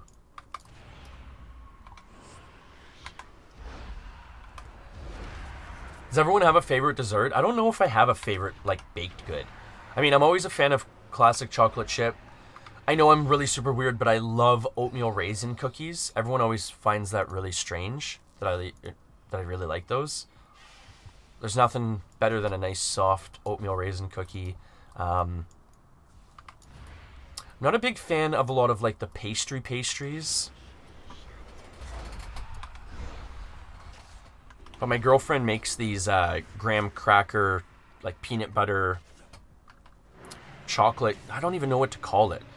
It's essentially peanut butter and graham cracker kind of as the base, and then the top is done as a layer of chocolate, and it's super good.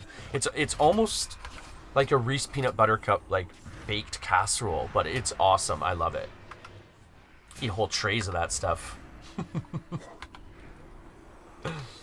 Oh, see, custard? See, I'm not a big fan of custard, and I'm a huge person with textures. I have to be very careful eating different textures, because my body does not, or my mouth and mind do not seem to like certain textures. Essentially, like bananas, a lot of different whipped creams and stuff like that, different textures like that. I'm just trying to think offhand, what else is there? Pudding is another one. I'm not a big fan of pudding. And if I didn't mention it, bananas. I can't eat bananas. I like the flavor of bananas, but I don't like the actual fruit.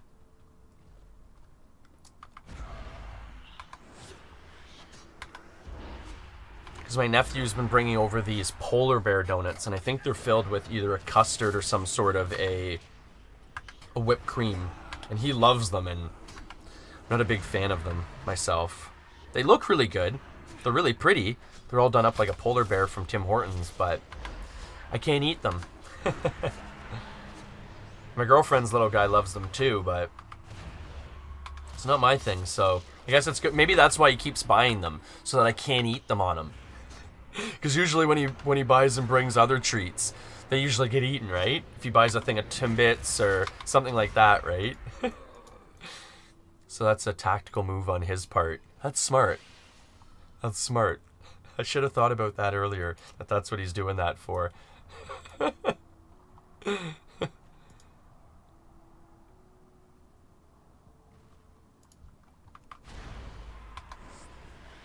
They made it so you have to be level 55 to use that now? That's weird. Because I know I was eating those the other day. I don't know what the overpowered benefit of eating food when you're out of combat would be, but alright.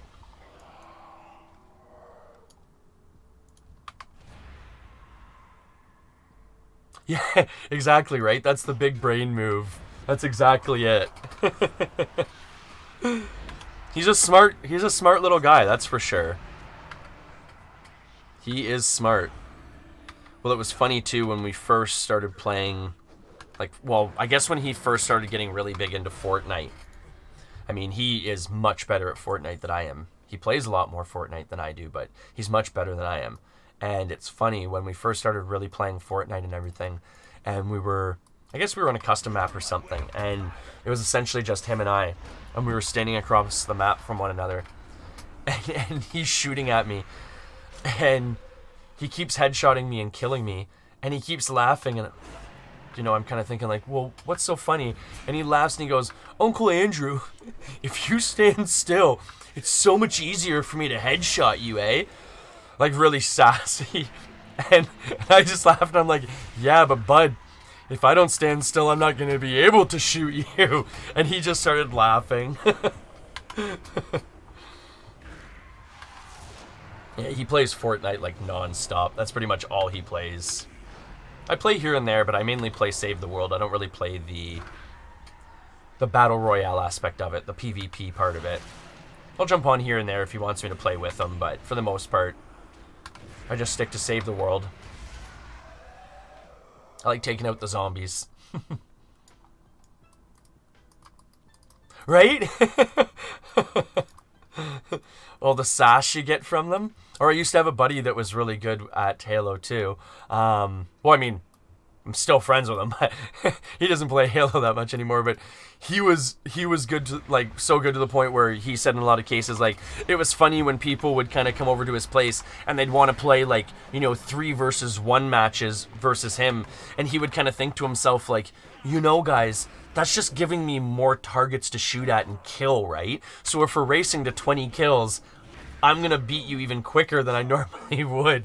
And I always thought that was really funny that kind of, a lot of people didn't think about that, right? They thought it was an advantage to have 3 people shooting him, and to him it was just, it was an advantage for him to have 3 people to shoot at. Oh, I keep forgetting that I've actually got to take out the corpses. That has nothing to do with the kills. I'm not used to that. They don't usually give you these items for corpses. It's usually just collecting items or collecting kills. So to keep remembering about the actual... Oh, can you do it? Oh, I think you might be able to do it during the attack. Did that work? No. Maybe when he dies, though. We'll find out. Yeah, no, you gotta do it after they're dead. That's too bad.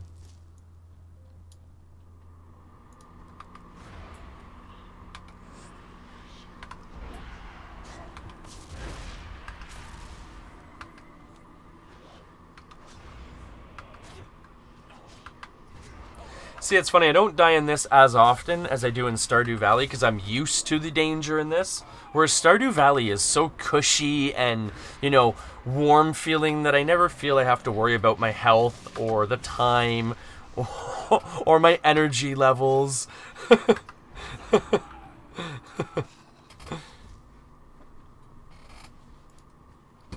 Yeah, that's really weird that they changed the item level requirement of that item. So now I'm carrying around food that's completely useless for me. That's too bad. Huh. Wonder why they did that. Because you can't use it during combat, so there's no advantage to having that food over another food item. Yeah, like, it's funny too, like how good they get at the game too. That, it is an advantage for them to have more people to shoot at, right? Unless the team of, 3 or more people is really coordinated to the point where essentially you're almost like hot swapping one person shooting the really good person at a time to build up shields or to make sure that you're not dying more often than they're dying, you're probably gonna lose to that person. And especially in a game like Halo where they can shoot you, kill you, and then break off, build up their shield again, and then kill the next person. They just keep picking off individual players of the team as they're, wandering around the map or, out of position. So it definitely has those chances to do that. Whereas a game like Overwatch, it's a little bit harder because a lot of the characters don't have replenishing health.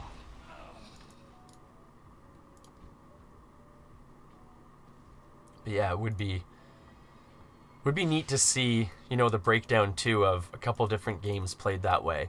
You know, I've seen Overwatch done that way too, where essentially it's an Overwatch match where it's one professional player facing off against, you know, 5 random people and stuff like that. And in a lot of cases, like a game like Overwatch, like I said, it's hard to overcome the numbers. But they do a lot better job than you think they would. 1 versus 6.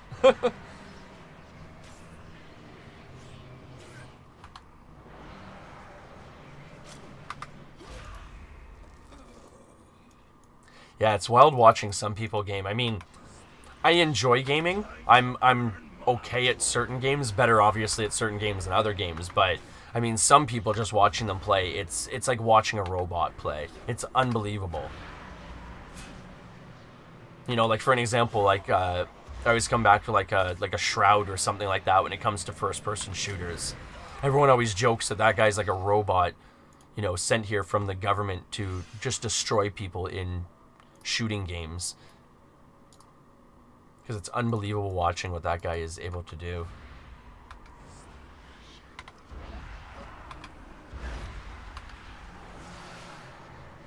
Like I always joke, you know, DPS is a young man's game. That's why I always heal.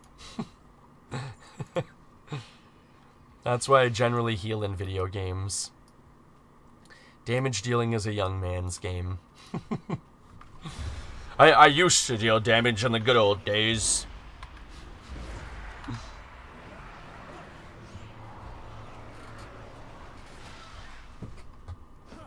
Boom. Oh, such a slow grind with the Shadow Priest. I'm like left dealing with 1 mob at a time. Lonely little me. People are grabbing like this entire group here and I would just get crushed by that.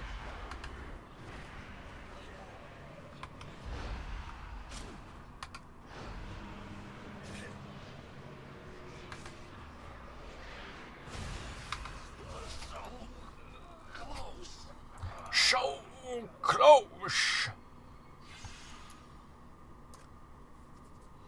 I just want to get to the point where I can heal some dungeons and stuff like that. I mean, I can at this point. I think I've got 1 unlocked. Yeah, I've got 1 unlocked. And then Necrotic Wake. Okay.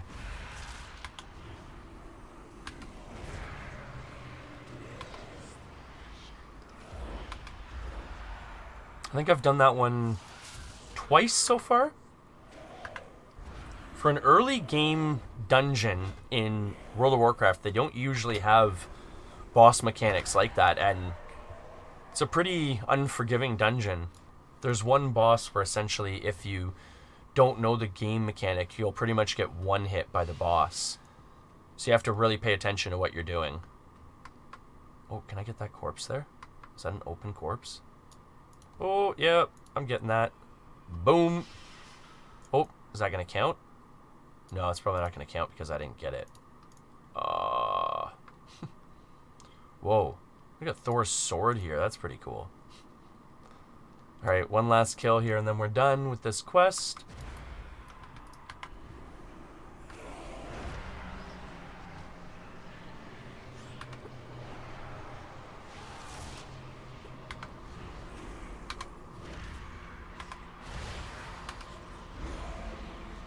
Boom, boom, boom, boom.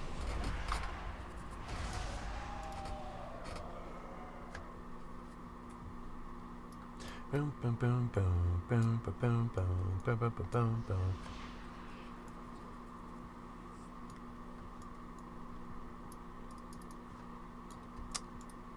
I always say, like, this game just looks so impressive.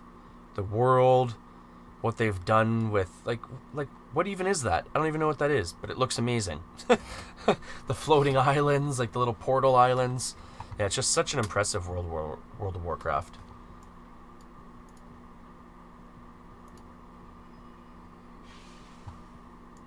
Oh, I guess that wasn't the kill we needed. Okay, we'll get this guy.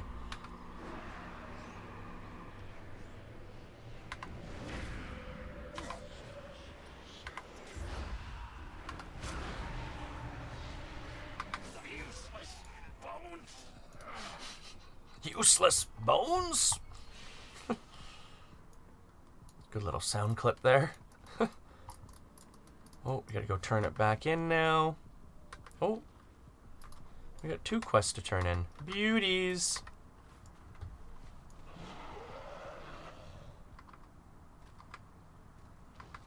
Get on our super sweet looking dragon. Or flying shark, as people like to call it. Just look at the face on him. It does kind of look sharkish, right? That's funny. You speak to the hand. Turn this one in here. I am a busy steward. The Colossus needs to finish charging. Buy me time. You have my attention. Sweet! Yeah, like I was saying before, for the most part, I mean, I like looking at the content, but I don't really follow the storyline for the most part.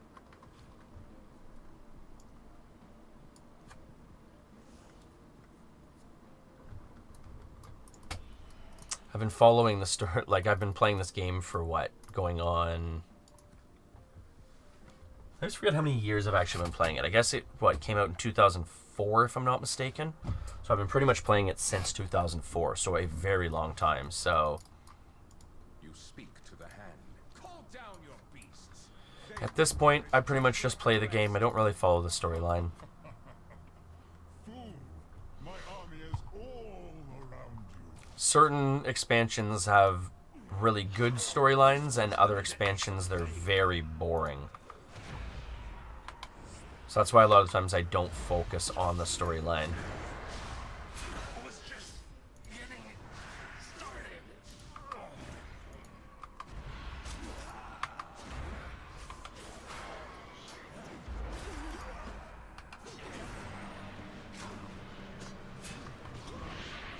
Boom, boom, just burning them down. Boom, boom, just burning them down.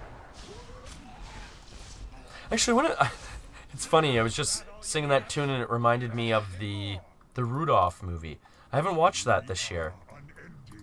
Like the classic, you know, stop animation Rudolph movie. And that's a staple for me every year to watch. And I haven't seen it this year. We've watched Elf a couple times. We've watched Home Alone, obviously. But I unfortunately have not seen Rudolph. No Frost. I didn't watch the original Grinch either. I'll have to watch that. We still got time. We still got time, chat.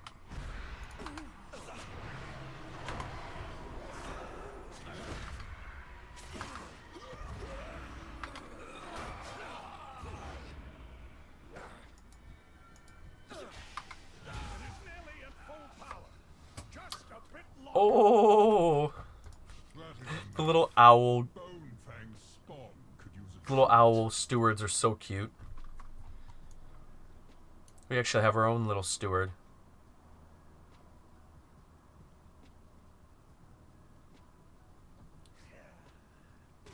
Oh, I forgot what they did. That's actually really helpful. So if I need extra healing, I can just get the steward to bring me a health potion. Look at the steward stealing my job, right? Bringing people health potions.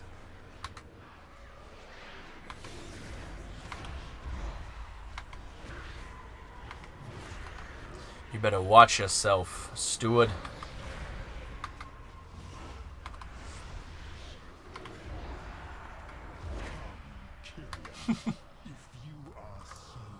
Oh boy. I am tired today. I didn't sleep that well last night. Oh, the Colossus is ready. All right. Centurion Colossus. All right. Let's go. Boom. Blast. Whoa. Whoa. Whoa, that took care of them. All right. That is how you take care of business. TCBing. TCBing.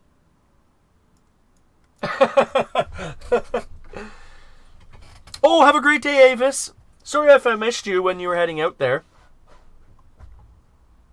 I certainly will. You have a great day as well. Enjoy and all the best. Yeah, I'll definitely have to check out some of those mods that we were discussing earlier. You speak to the hand. And of course, always appreciate the information. You have my attention. My life. Yeah, I don't sleep that much, both those. Usually a few hours a night. God of courage was at the heart of the temple when the Enough to just get on to the next day, right? If she yet draws breath, we must lend her our aid. Oh, here's a cool cutscene. Oh, excuse me. You cannot Hopefully it's a good one. win, necromancer. Our courage never falters. It will take more than courage to save you now. Uh-oh. My paragon, you do not stand alone. Just the vessel I require. The Archon for Bastion.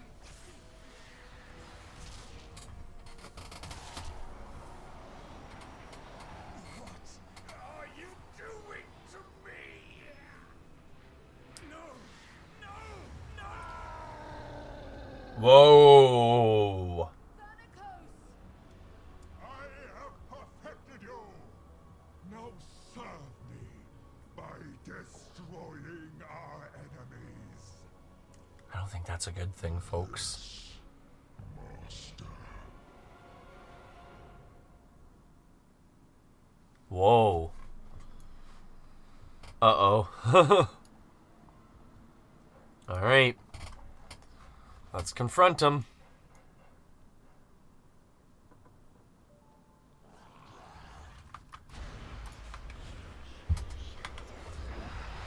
It's not like it's an actual boss. We're not really taking him out. We got this huge guy in front of us helping us out here. Who's this? Zandria. So it's not like we really need to worry about anything. Probably will barely even get touched. What has driven you to this madness? You, Kyrian, are complicit in a broken cycle. Bastion is a waste of anima. We shall seize it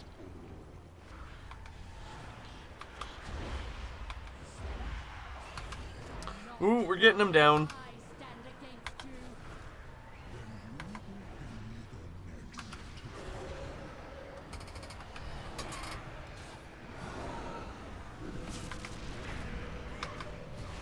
Slowly burning him down here.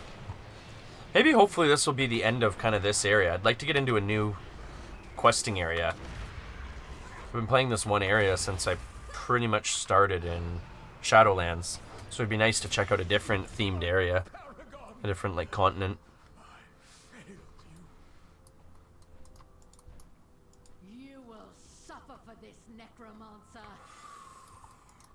Come then, if you dare. Oh, really? I gotta do the dungeon now? Death upon That's funny. ensure they do not interfere.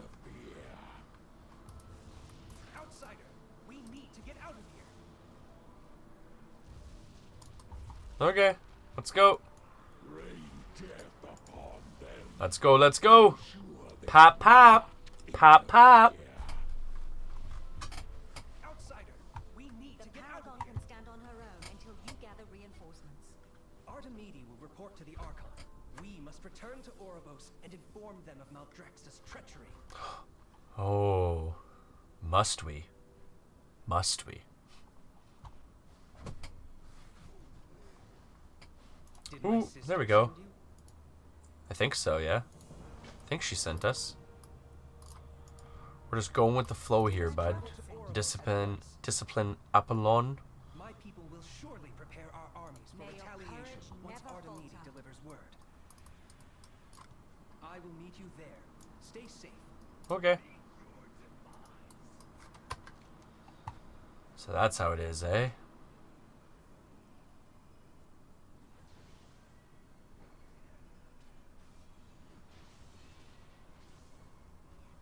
shall go no further.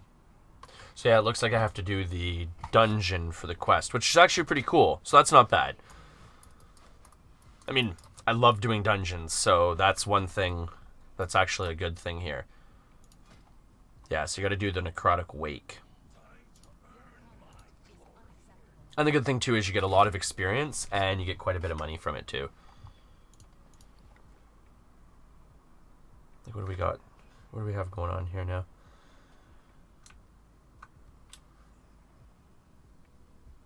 Oh, we'll definitely be putting those shoulders on because those are huge. Those are a huge upgrade compared to what I'm wearing. Definitely put that headpiece on because that's a huge upgrade. The feet, no. Oh, yep. We can throw on this cloak.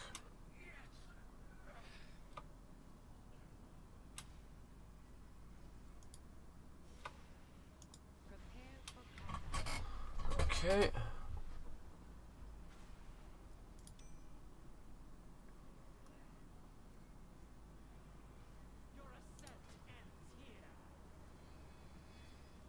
shall go no further.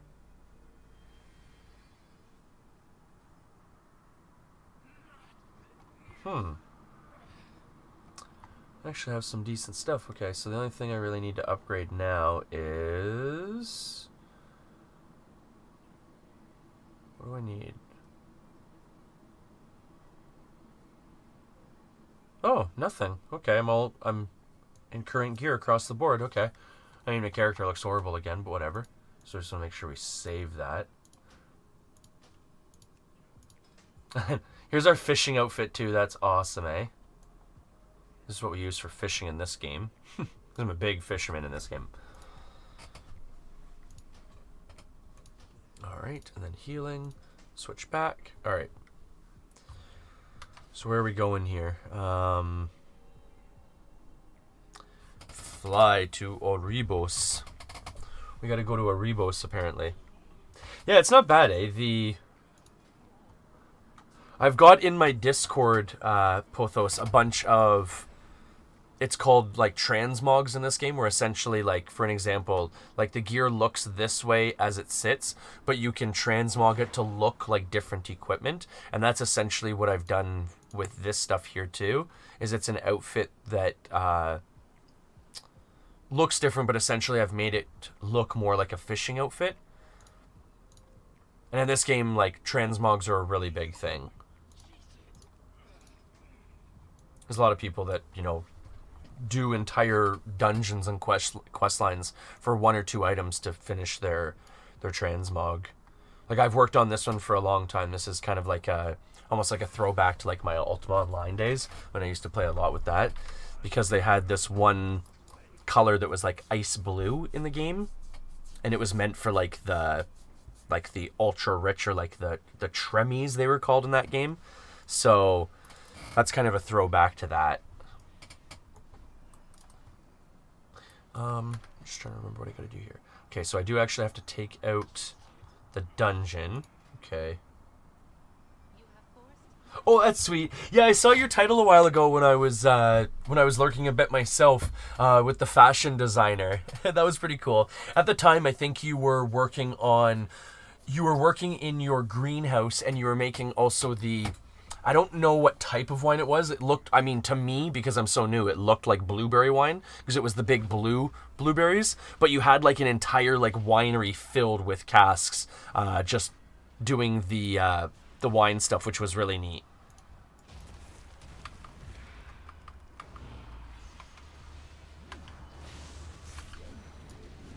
I'm definitely nowhere near that far in the game. My character doesn't even know what wine is yet. Actually, it's funny. We had a community gaming day. Oh, cool. I just dinged 55. That's really cool. Sweet. So I'm halfway to level 60. That's awesome. But yeah, we had a community gaming day on Friday with, I think it was Zaz. Yeah, it was Zaz and Avis that showed up. And it was funny because in the time, I think we played for maybe, I would say, all said and done, it was probably around a little bit over 3 hours that we got to play on Friday morning together. But we probably tripled the progress in my game in 3 hours than I have been able to get in my game in, probably I think I've been playing that game for 2 weeks now, generally in the morning time, like every morning to start the day off and stuff. So it's really funny to see what two, like, pros in the game, well, I shouldn't even use air quotes because they're practically pros of it. Two experts of the game are able to do in such a short amount of time. Like, they were talking about doing things so early in the game that I didn't even think about doing, and it was really funny and entertaining.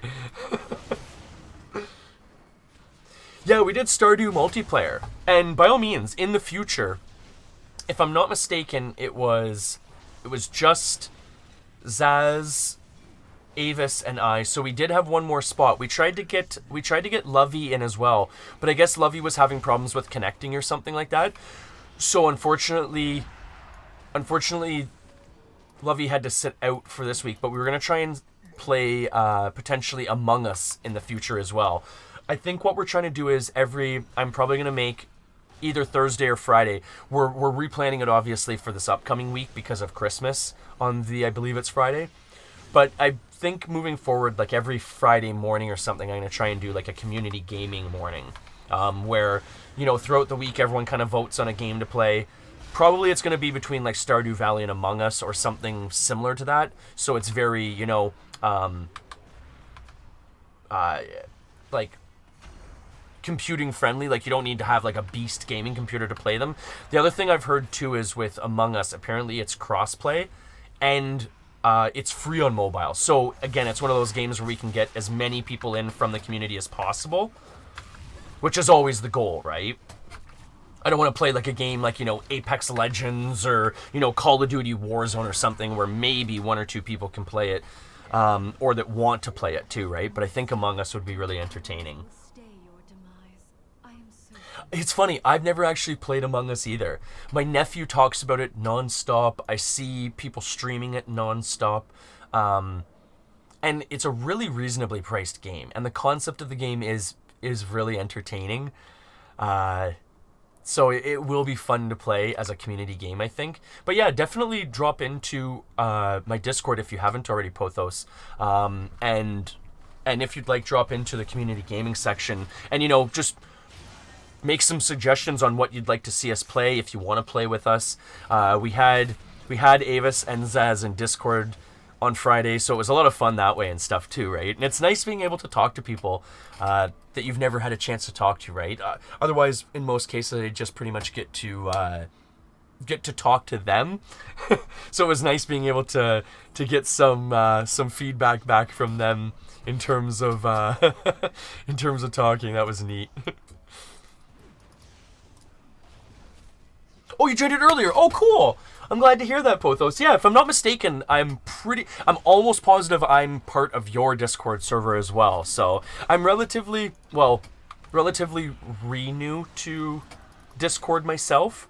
I used to use it a lot back in the day for Ultima Online, along with like Ventrilo and stuff like that. So I'm trying to relearn how to use Discord slowly, but it's a slow go because there's so much I'm trying to relearn, or trying to learn and relearn at the same time. Like I'm trying to do a lot with photo editing, video editing, stuff like that. It's new to me, so I'm trying to learn how to do that. Learning how to improve the stream too, right? Different overlays. I'd love to get into different emotes and stuff, but I was reading the other day that unfortunately I guess you have to actually be affiliated with Twitch to be able to deal with the emotes and stuff, so that was a bit of a letdown. I was hoping I'd be able to play around with that, but oh well. All within time, right? Yeah, there are so many neat functions to it, so many good, helpful communities. I'm also part of the Devin Nash community as well, which is really super helpful and informative for new streamers and everything, especially if you're kind of more on the, not so much the business aspect of it, but if you are into the news aspect of it, like learning new things about the, I guess the rules and etiquette of Twitch, how it essentially works, He's got some really interesting streams and a lot of good information. He's really interesting to watch. I really like his stuff. You want to become affiliated just because of the emotes? That's too funny. That is, you know what's funny? I was thinking the same thing. My only thing is though, I do get a lot of like I restream to Facebook, I restream to YouTube, so I do get quite a few viewers from different sources and different applications and everything. So I hate to say it, but it would be a shame to kind of like almost kind of cut that off by getting to a point where I'm affiliated with Twitch and then only being able to stream on Twitch. I guess I could always do like, you know, like videos on YouTube or videos on Facebook and just stream to Twitch. But, you know, I'm not sure where I want the community exactly to land yet. I mean, it seems like it's going to be on Twitch, but I mean, there's so much up in the air with all these DMCA strikes and, you know, the future of it and everything, right? And actually, Devin Nash covers a lot of that stuff, too. He's very informative on, you know, the future of Twitch, you know, kind of where they're going business-wise themselves. It's really interesting to learn about.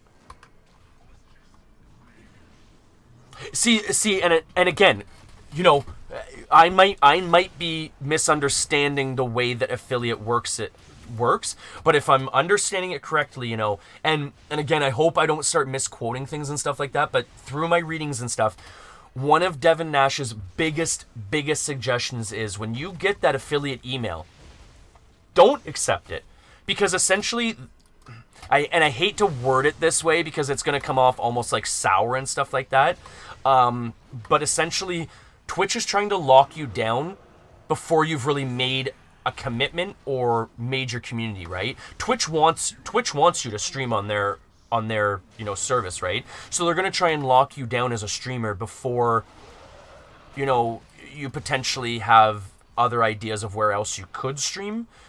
And one of the points he made too was apparently, and again, you'd have to kind of do your own research and, you know, figure things out for yourself too, but from what I was reading, and from what he says, apparently you can kind of dual stream between YouTube and Facebook because they don't have the same stipulations and rules built into their affiliate or partner status, where you can be partnered with Facebook and YouTube at the same time and be streaming to both platforms at the same time, where apparently Twitch does not really offer that through their affiliate or partnership program. So again, these are things you might want to research and just be careful about, that if you are, you know, thinking about streaming on a different service, be very careful about being locked into affiliate with Twitch, because essentially you're locked in, if I understand it correctly. And in a lot of cases, I hate to say it, but it almost feels like they're trying to do that before you do have a community and stuff like that. Like they're trying to get you early, right? And I mean, what's it really to them to give you affiliate status, right? Because if I'm not mistaken, it's not like it's anything coming out of their pockets, right? So why not give you the email as early as they essentially can, you know, and try and get you streaming solely on their platform, right? Because they want your content. They want your content, right? They want you to be there. You're bringing people in, right? So yeah, see, that's the biggest thing with me, right? Is essentially when you're a new streamer and stuff like that, like you're trying to reach a wider audience, right? You're trying to, you know, bring people that are like-minded together, potentially help people out with different information. Like the whole thing kind of with the idea behind like the heels on you and stuff like that is, you know, I find in a lot of cases people are very toxic nowadays. I mean, and I hate to play something, but especially with everything going on, you know, mental illness is at a rampant uproar and stuff, and kind of people can just come in here to chill out. So I want to make sure I can reach as many people as I can and branch out to help them out as best I can, to just have somewhere where they can, you know, come and chill out and ask some questions, or, you know, maybe find a community where people are kind of like-minded and just want to help one another out. So obviously I don't want to get locked down too early and, you know, potentially find a great community that exists on Facebook that I could be tapping into, right? So I probably won't go affiliate too early. Again, I'll do more research and stuff like that about it, but I probably won't go affiliate when I get the email, to be honest. Because that's the other thing too, no offense, it's not like it's super hard to get affiliate. Like, what is it, 50 followers, average of 3 viewers type of thing. So, it is very premature to get affiliate with Twitch compared to other streamers. And even like Devin says, in a lot of cases, if you're trying to monetize at all in any way, shape, or form, realistically, when you get that email for, affiliate status and stuff like that, you're probably going to be maybe streaming to an average of like 3 or 4 viewers, which I mean is zero money, right? It would benefit you more to make zero money and be able to reach a wider audience early on, in his opinion, and that makes a lot of sense in my head too. So that's a big tip that he had touched on as well, is, like the affiliate status or the monetization of affiliate is I hate to say this, but almost like a kind of a joke thing when you're that small a streamer. Like, it's just kind of to say like, oh, I'm affiliate with Twitch, right? Like, you can essentially use a bot program with, hopping around to different, computers and stuff and just follow yourself, right? So, it's one thing to consider, right?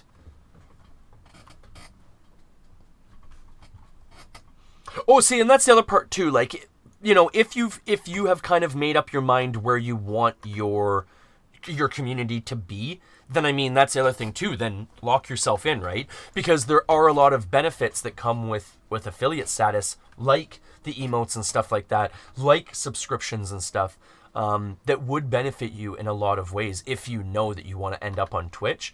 I mean, it seems like that's probably where it's making it seem like I've got a quest down there, but oh, it's probably up on that island. Okay. So how do I fly up there, though? That's going to be a tricky one to fly up to. But yeah, if you kind of know where you want your community to be and everything like that, then, I mean, it probably is beneficial for you to lock in more or less sooner than later, because you are going to get those added benefits quicker, right? Like emotes, like subscriptions, things like that.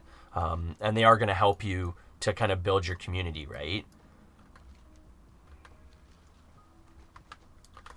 But like, my thing is I do a tech talk every like Monday and Friday, and in a lot of cases,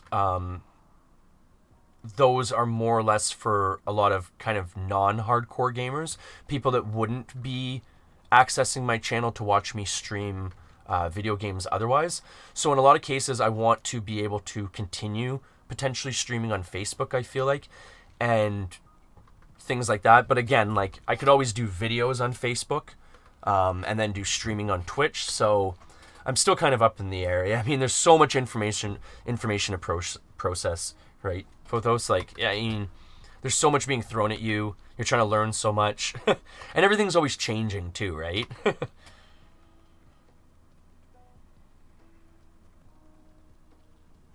Yeah, so that's the thing. Like, I mean, it's just the lesser of what evil, right? I mean, Facebook, Google, Amazon, it's all shit from a different pile, right? Like, I mean,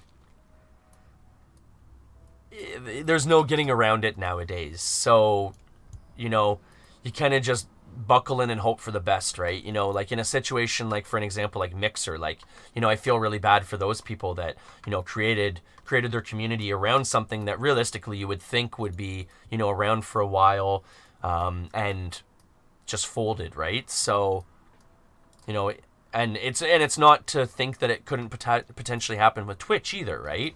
It's possible with any platform nowadays, right? Especially with the cancel, culture and everything like that, right? So, damned if you do and damned if you don't, right? Oh, this guy's just gonna pull everything here. All right, thank you.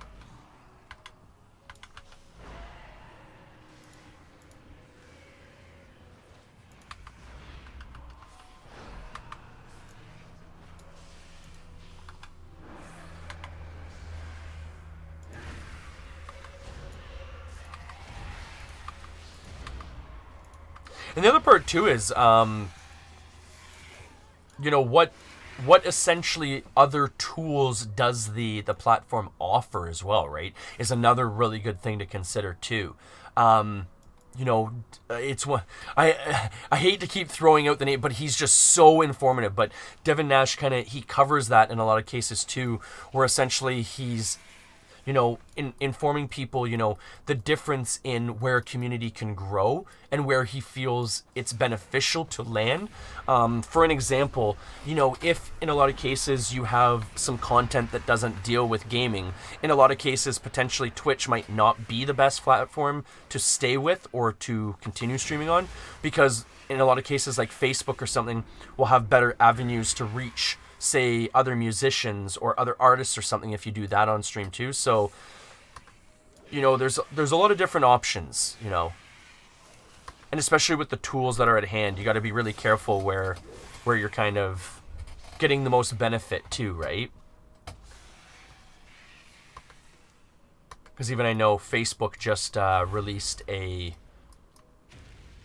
released a gaming app, which, I mean, that's big for them, right? They're really focused on their gaming portion of Facebook now. So, you know, something like that is a big deal, right? And not to mention, too, that in a lot of cases, a lot of people have an established, say, community on Facebook with friends, family. It's easy to branch out, right? It's easy to share content. It's discoverability is a little bit easier on Facebook than Twitch in a lot of cases. So, things to consider, right? Yeah, I mean, there's, like, that's the thing. Like, in a lot of cases, I mean, I try and stream as much as I can, but in a lot of cases, I'm reading and researching about streaming almost more than I am streaming at this point.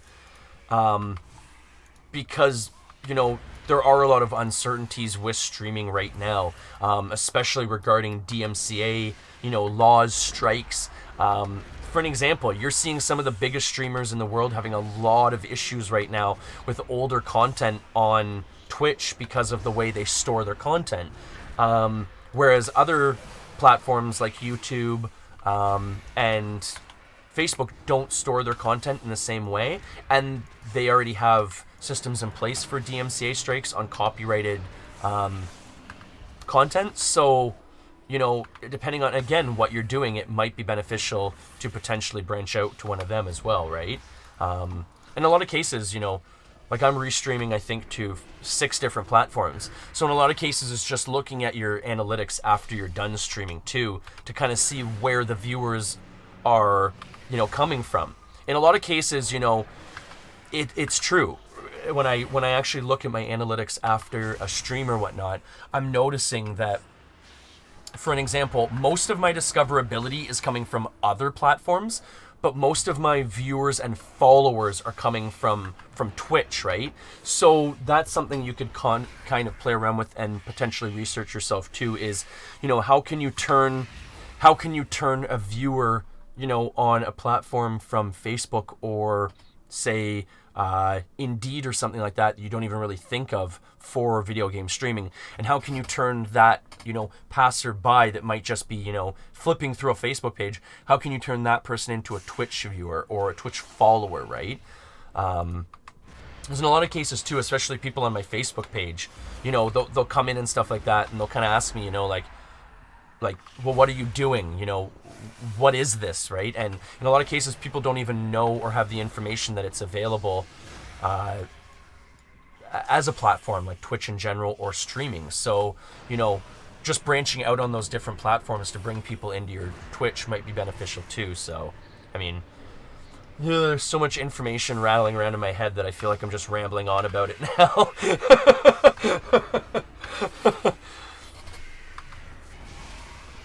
But I mean, it is really interesting stuff, right? Training gems. Where do these training gems come from? I'm just killing random stuff, and I'm not even focused on the actual quest at hand. I mean, it's one of those things, Pothos, where, I mean, right now it's a good time for me to branch out, potentially use it as, you know, like a monetized thing and stuff like that. But, you know, for the most part, you know, it's kind of one of those, like, I don't know how to word it, but, you know, making a community to help people and stuff like that, and branching out and kind of, you know, finding people like-minded like me that I can game with, that I can have some laughs with and stuff like that, is kind of the potatoes, right? And then the way I put it is, like, if, you know, it becomes a monetized thing where I can, you know, not work or, you know, just keep content creating in the future, then yeah, I mean, I would love to have gravy on the potatoes too, right? I enjoy doing what I'm doing right now. You know, I find it really interesting too, right? It's super interesting because it's such a new avenue for people to branch out into and stuff like that. I mean, if it was available when I was like a kid or a teenager and stuff like that, like, you know, I'd like to say it'd be a brave new world for me, right? You know, I got into it relatively late. I found out about it relatively late, but it's super interesting, and I'm definitely one of those people that loves to, like, dive headfirst into things. So it was neat for me to have something like this where, I mean, I was already into computers. I was already kind of the, you know, like the nerd, for lack of better terms, right? So, you know, branching out into this was an easy transition, and it's so much fun, right? I've met some really cool, informative people, really nice, friendly people. It's really nice, right?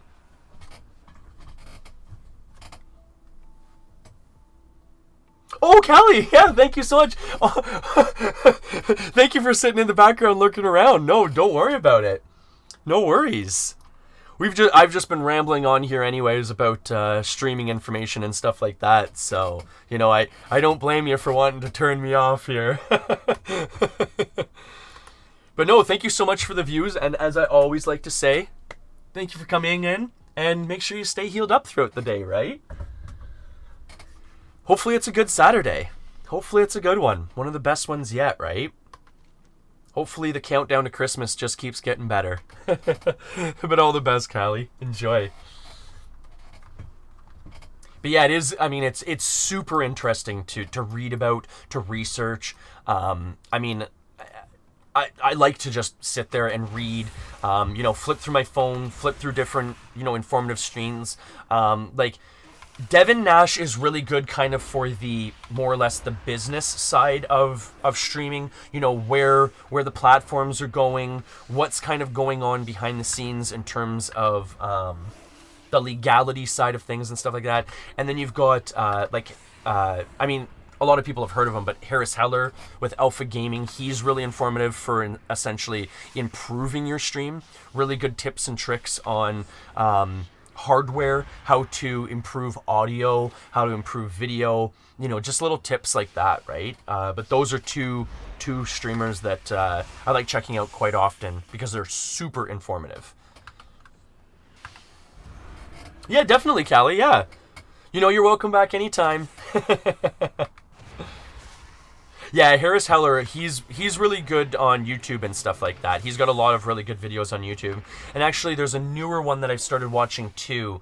I don't know what his like handle is or anything, but essentially it's under Stream Scheme on YouTube. He's really informative too. I want to say it's LJ or something like that.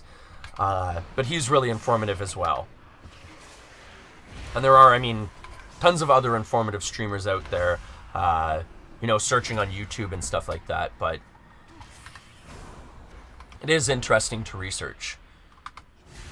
You know, the hardware aspect of it, the software aspect of it, and then, you know, doing things like photo editing, video editing, all that type of stuff, right? And even I was talking to like chat yesterday about it, but I've been trying to branch off into, I used to do it a lot when I was snowboarding, but like creating like background mixes, little house mixes, techno mixes, like dubstep, you know, just background music to be able to play in the back of my stream too. Again, to get around like any DMCA copyright laws or anything like that, right? But I think that'd be really interesting to play around with as well.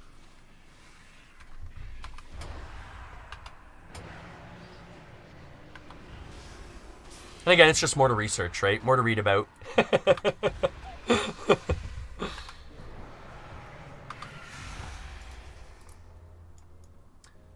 Less time to sleep, more time to research, right? Keep myself busy.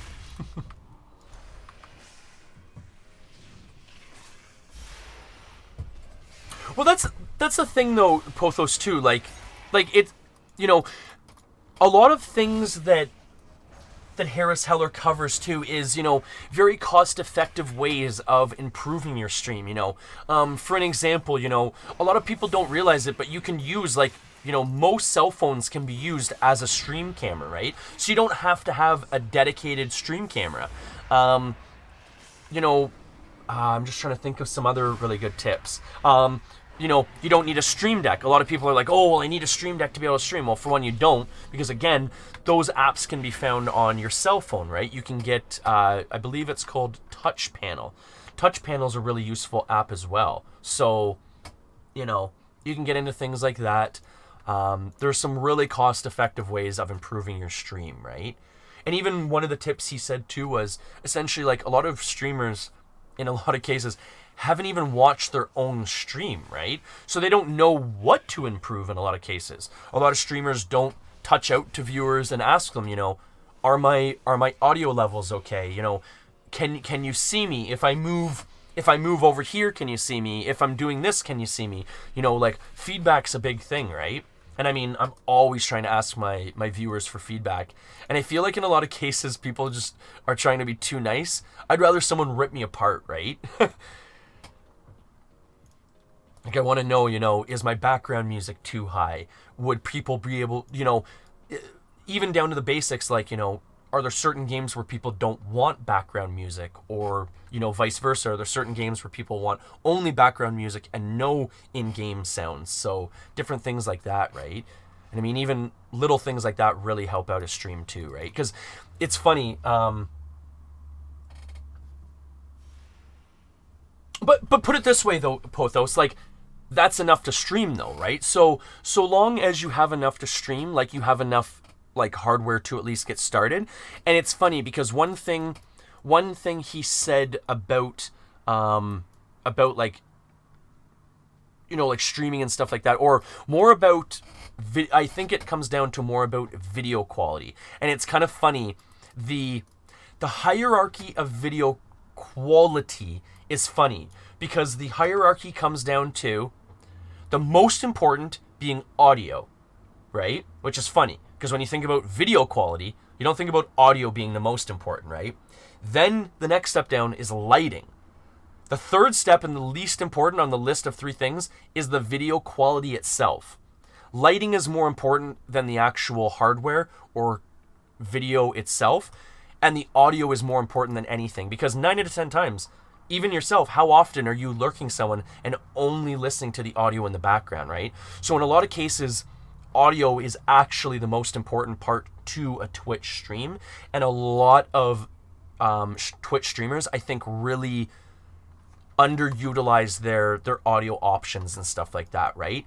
For an example, because I do watch you quite often, you don't have a camera, but it doesn't matter because in 9 out of 10 cases, that's irrelevant, right? Because if your audio is really good, someone will have you on in the background listening to information, right? And the other thing is narrating your gameplay too, right? Is a big thing. If someone has you on in the background, they're not going to know that you just went into your greenhouse and, picked all your strawberries or something. So even, Harris is always covering, narration in games, downtime in audio is bad. Essentially, he says and I've done it too in a lot of cases too, right?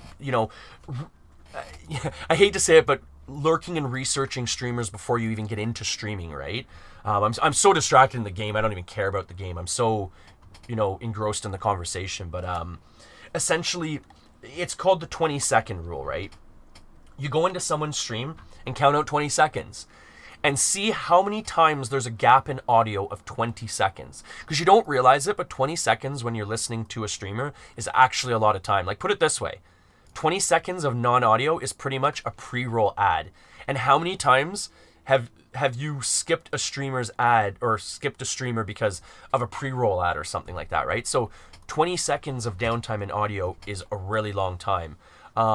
So go into someone's random stream and count out how many times there's a lack of audio on their stream. Even if it's, background music, because he said, people are generally okay with background music, but but fill the audio gaps, right? Maybe not as talkative as I am, like just rambling, but no, fill your audio gaps, right? Especially if you don't have a camera, you're gonna have to overcome that hurdle, right? And like he says in a lot of cases too, like people are there to make a connection with the streamer in a lot of cases, not the game, right? So, like, make yourself accessible, I guess would be the tip. And I'm not saying this anything personal to you. I'm just saying this in a general sense. Like, this is something I've had to work on myself too. And these are all tips that he's come out and said, like, these are big tips. And, you know, it makes a lot of sense, right? You know, if you have a, you know, and it's been brought up before, there's a difference between a viewer and a follower, right? A viewer is someone watching your stream because they're interested in what's currently happening. A follower is someone that's, you know, there for the ride, right? Whether it be you're streaming content that they first watched you and follow you on, or you're streaming something random that you enjoy playing yourself, right? There's a big difference between a viewer and a follower. So, you know, little things like that. It's super, you know, informative and stuff, and it's really interesting. It's neat. All these different marketing terms, and oh, it's awesome getting into it all.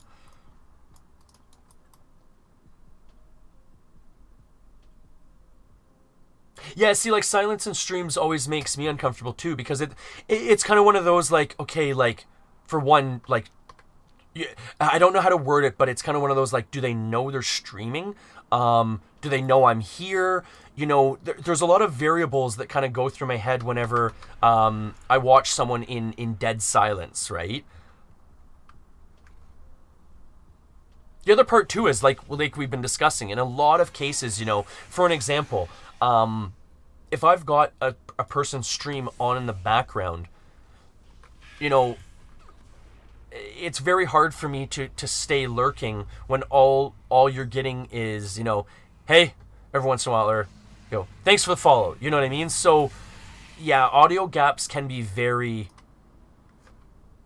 very hard and very uncomfortable for a viewer. I'm trying to I don't get any. Where are these gems? I guess maybe deeper. Maybe I need to go deeper. But I'm still not finding these gems. And you know, training gems. Where are these training gems? I don't see any training gems.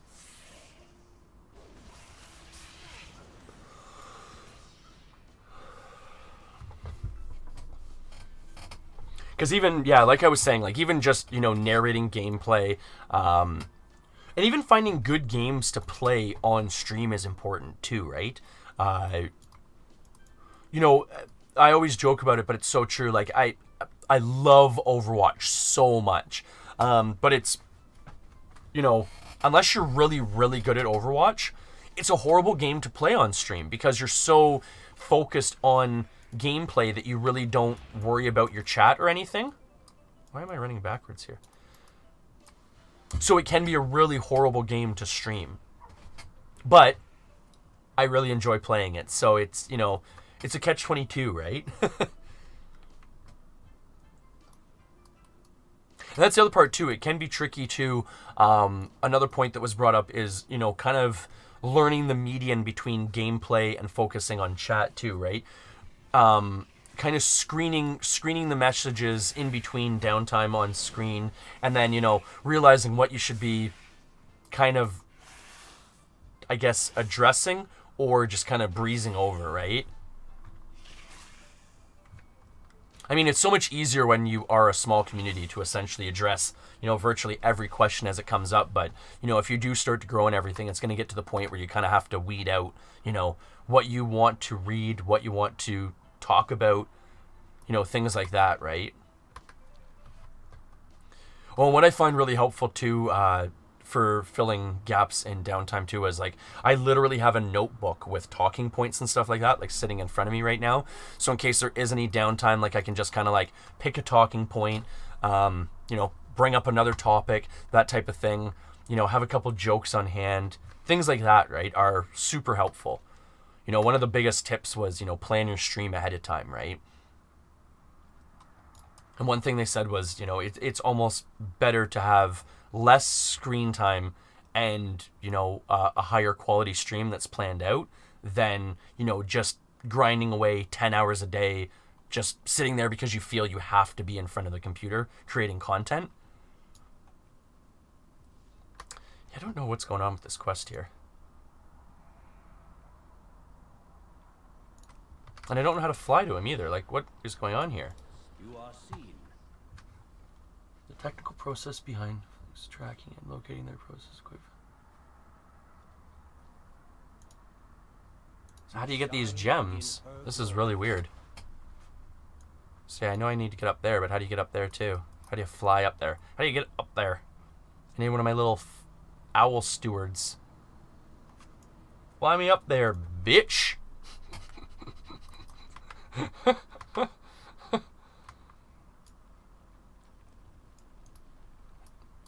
So confused by this quest line.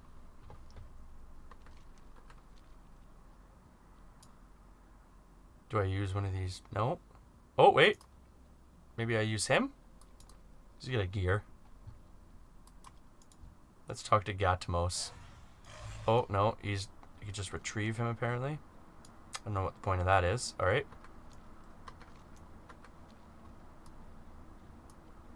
Well, this is a little weird. There's nothing to click on. Okay.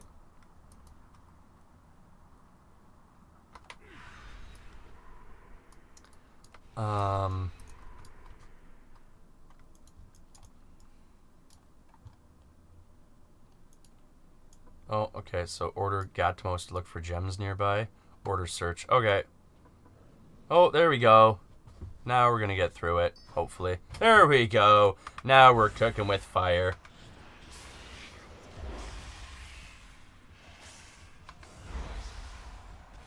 I have Hannah for that.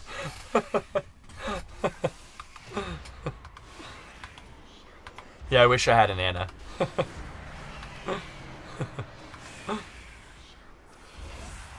Yeah, that's the thing too. I can be bad at multitasking, and my worst thing too is I'll get sidetracked, or in a lot of cases, you know, I'll be super engrossed in chat, and then all of a sudden I get pulled away, and then it's one of those things where I get pulled away again, and then all of a sudden I come back and I forget that I've been, you know, dealing with something in chat or something, and I feel really bad in a lot of cases that I do that stuff, but I mean, it's who I am. I'm a little scatterbrained at times. Oh, well, here we go.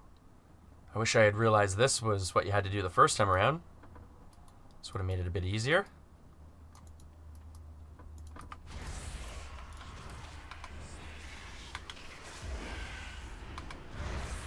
Boom, boom, boom, boom, boom, boom.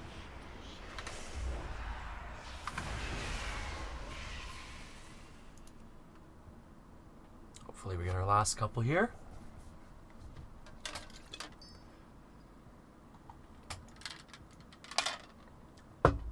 Beauties! You gotta love that. Been searching around for like 10-15 minutes, and all you had to do was get the stupid gear lion. Would have been great if it had told us that. Whatever. I think that's a part of You know what's funny? I have had people tell me that too, like especially when I'm playing Stardew Valley and people are watching me die like, you know, every 5-10 seconds or passing out in between virtually every single day. Yeah, I'm a little all over the place when it comes to my streaming. My attention span. It's like, ooh, there's a squirrel.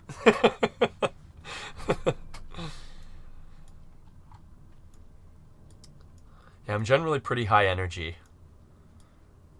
So I've heard in a lot of cases that's definitely one of my more entertaining traits is my energy level. This is running on like 4 hours sleep. You seek me. I do seek you. Courage steals your heart. All right. Thank you. Now what do we do and where do we go?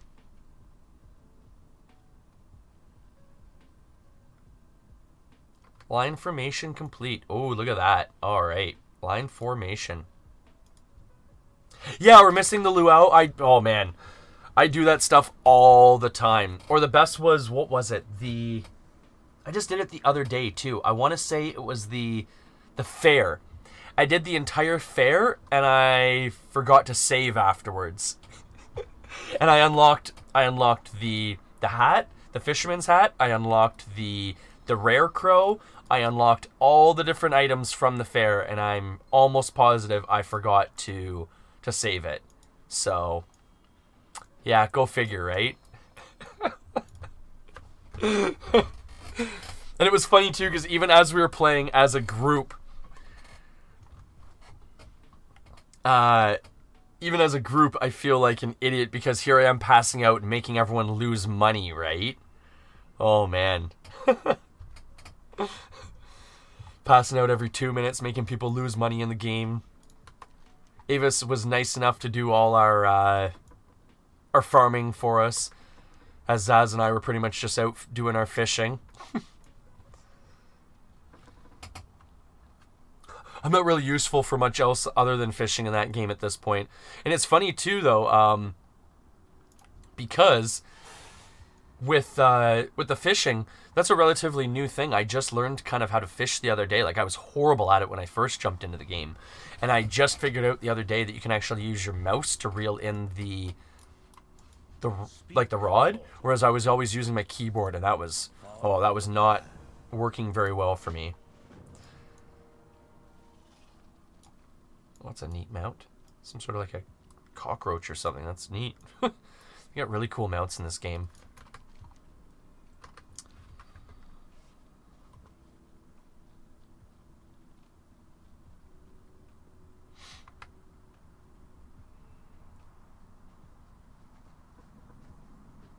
But yeah, you'll definitely have to jump in for the next community gaming day, Pothos.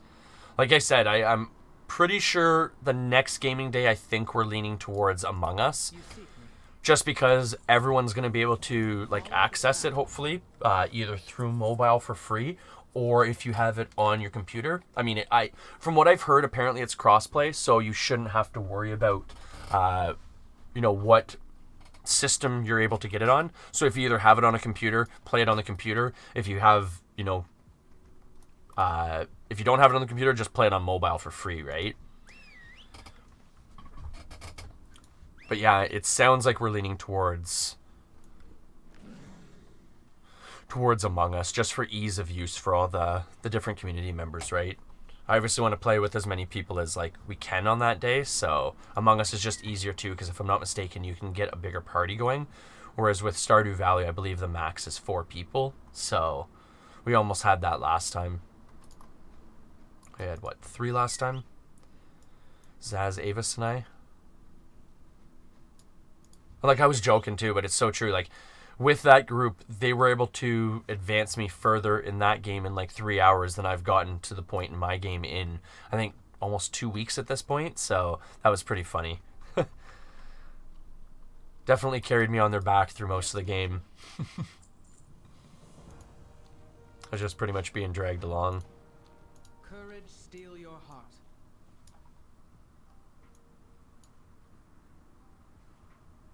Well, you can't get Among Us on your Mac, really?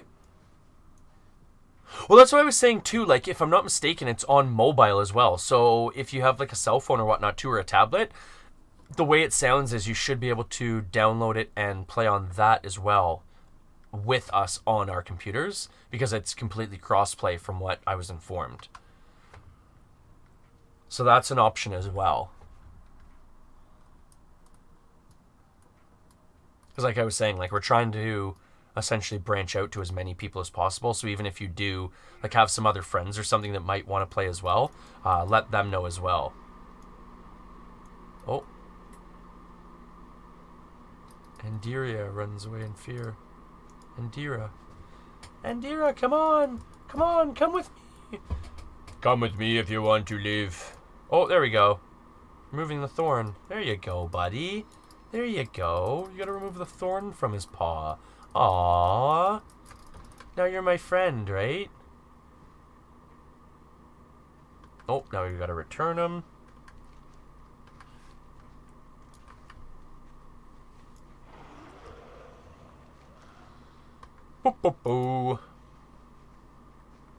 Oh, I know. It's unbelievable the knowledge they have on that game.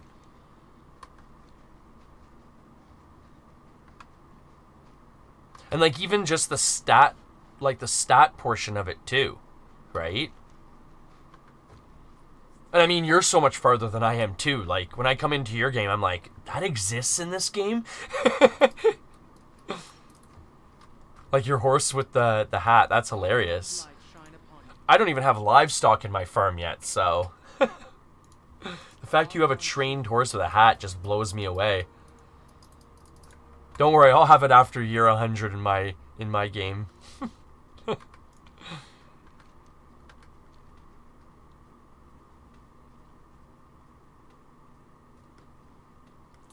My little Harry Potter is going to be like an AI figure in the game 100 years from now. Still learning how to play.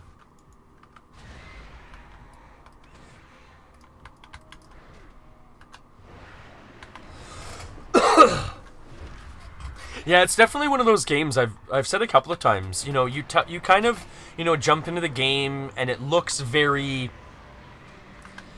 I guess, for lack of better terminology, it looks very squishy. Oh, excuse me. Ooh.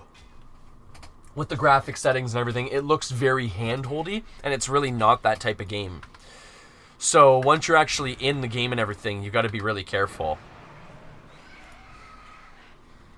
It's kind of interesting that way.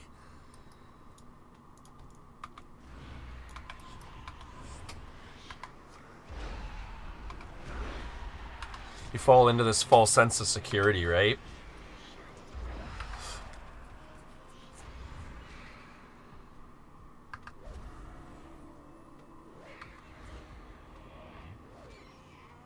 The Legacy trailer? No, I'm assuming I didn't? Because it doesn't seem to ring a bell. No, I'm going to have to look this up when I go inside. Is this a new spin-off of the Harry Potter universe? Because I really didn't enjoy the Fantastic Beasts spin-off. Wasn't a big fan myself. Yeah, I'll definitely have to check out... Oh, excuse me. Oh, boy. I'll definitely have to check out the Legacy trailer. Because I'm almost positive I have not seen that yet.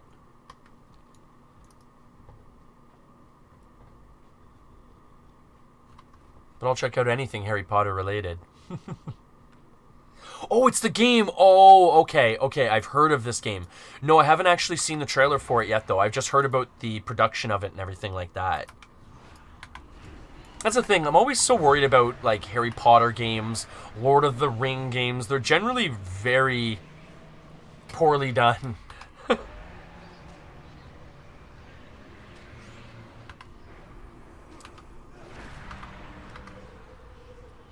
Like, I've got the Star Wars Darth Vader game for virtual reality.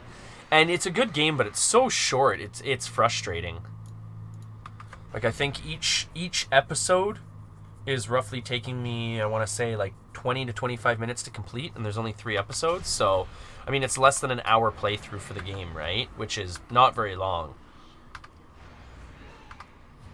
Each episode, I think, is, what, $15? So, I mean, for 20 minutes of gameplay, I mean, that's pretty expensive. And it's not like there's really much replayability with it either, because there's no multiplayer with it. It's just a story mode.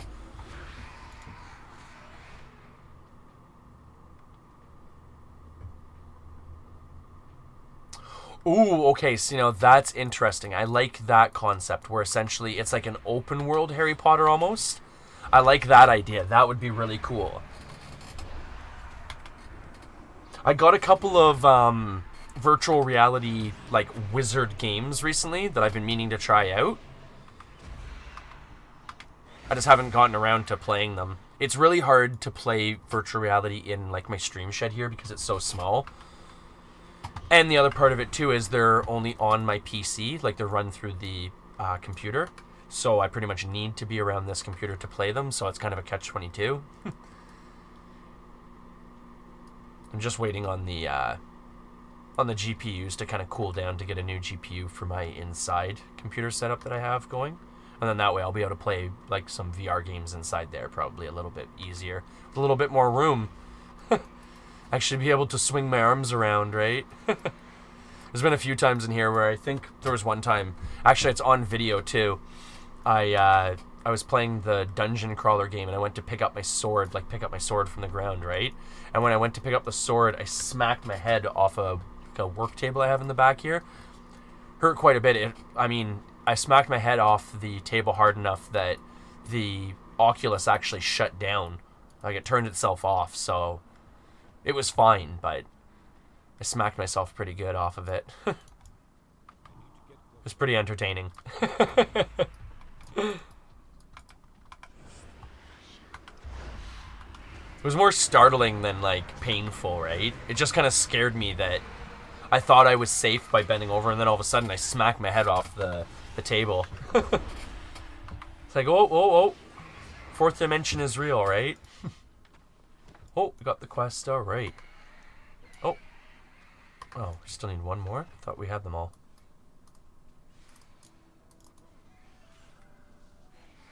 I have the Oculus Quest 1. So the Quest 2 just came out.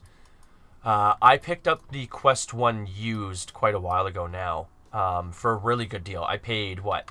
I paid $250 for the Oculus headset. It came with like the Elite headband and everything, so it's more comfortable to wear. It also came with the hand guards and stuff, so you don't throw the controllers. And all of that was $250, which I thought was a really good deal. And that's Canadian. Whereas the Oculus 2, I believe, starts at $450 plus tax. Like, in my opinion, if you don't have a good gaming computer and you want like a decent virtual reality headset, it's probably worth it to spend the extra money on the Oculus 2 because it has better hardware in the headset itself, and neither of them need to be run off a computer, which is nice. The computer, again, is just kind of like gravy on top of the potatoes, in case you want to run like more hardcore VR games. But I highly recommend looking into the Oculus setup. It's been nothing but fun since I got it. Oh, the PlayStation VR. I mean, that's still amazing. Like, that's still a really nice setup, I've heard. I haven't had a chance to check it out myself and, like, actually use it. I've watched a lot of videos on it and stuff because I am really big into virtual reality. But I've heard good things about it. What games do you have for it? Like, probably, obviously, like, Beat Saber. Like, everyone has Beat Saber, right? That's like the staple go-to game, right? You have to have Beat Saber if you have virtual reality, pretty much, or so it seems. Oh.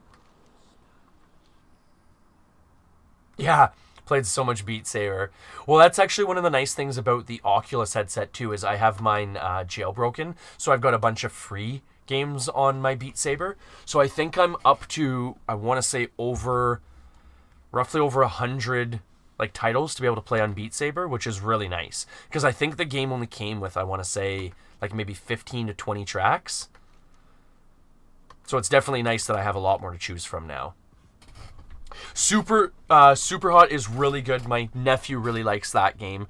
He also really likes the Rec Room as well. If you get Rec Room on your PlayStation VR, my nephew really likes the Rec Room. It's almost like a Roblox, like an open world, not really open world, but it's like a sandbox type of world where anyone can create different game modes and stuff. It's really neat.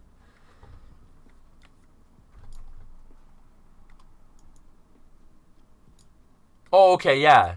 Yeah, the Rec Room is really cool. My nephew loves playing Rec Room whenever he comes over to my place. And I'm a big fan of, I always forget the actual name of it. I want to say it's called In Death. The one where essentially you're going around the castle using a bow and arrow and shooting the zombies, the knights and stuff like that. It's really good. And even Netflix in virtual reality was really cool when I tried that out for the first time. Essentially being able to like go into like a movie theater and then having the screen be like this big like virtual like 100-inch screen. I thought that was really cool how they did that. There's a lot of neat things on VR you don't even think about. You know, like different nature walks you can go on. Different meditation programs are really neat. I've played around a lot with the different meditation programs. And some of them are really cool.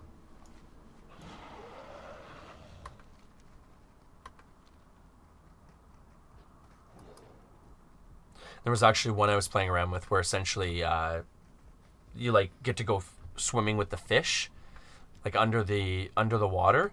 That was really neat. And then also too, there's another one where you can go out in the savannah, like on safari, and you can like interact with zebras and stuff like that. It's really neat.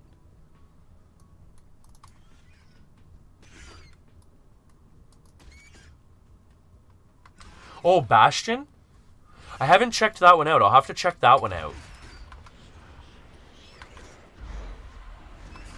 Yeah, I'm definitely going to be doing some like virtual reality streams in the future with different games I've picked up. Because I have, at this point, I have Arizona Sunshine, which is like the zombie shooting game.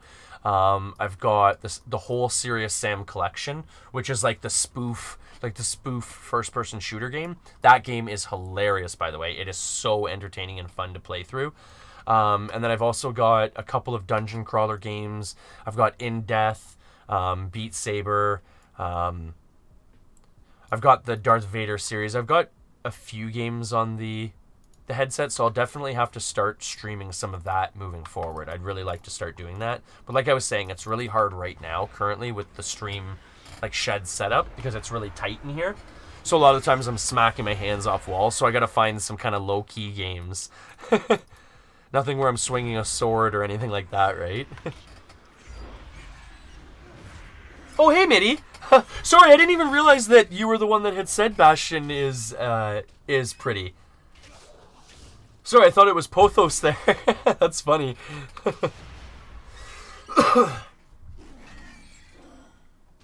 Oh! It's funny because Bastion is also a name for a virtual reality game. And we were talking about different virtual reality games. That's why I thought you were talking about a different virtual reality game. That's funny. Small world, right? And you're right. It is so gorgeous here. Like, even what I like to do a lot of the times is just going like this and essentially just looking around. It is such a beautiful area. And it's funny too because, I mean, it's called Shadowlands, right? And here you are in virtually this almost like heaven-esque type of area. But I mean, it's funny too because I've got my graphic settings like maxed right now, just so that it looks as pretty as it can possibly look. I don't really care about how it's running. It's running okay, but yeah, it's neat. It's neat how beautiful it looks. I mean, it's just gorgeous. World of Warcraft always looks really, really pretty, I find. But this expansion has been beautiful. Even that, like, oh, that's so cool. Look at that. And even with the camera shaking and stuff. Yeah, that's super neat. I love it. And even this little, like the Shimera type of creature. It's such a beautiful expansion. I mean, I know it's going to get dark and dreary really quick, but it's still a beautiful expansion. And I've been having a lot of fun with it so far. I mean, like I've been saying, playing a Shadow Priest feels very grindy. It feels like it's a lot of work, but I'm a healer, right? So I'm doing all the work to get to the end game, which is me healing everyone up. And you can't be a priest for that, right? If you're a World of Warcraft player, you definitely know that priests are always one of the top healers. That's all I care about. I don't care about how much damage I do. I care about how I'm able to heal people up. Hence, heals on you. Yeah, it's funny, yeah. Right? Oh, you didn't like Arizona Sunshine? Really?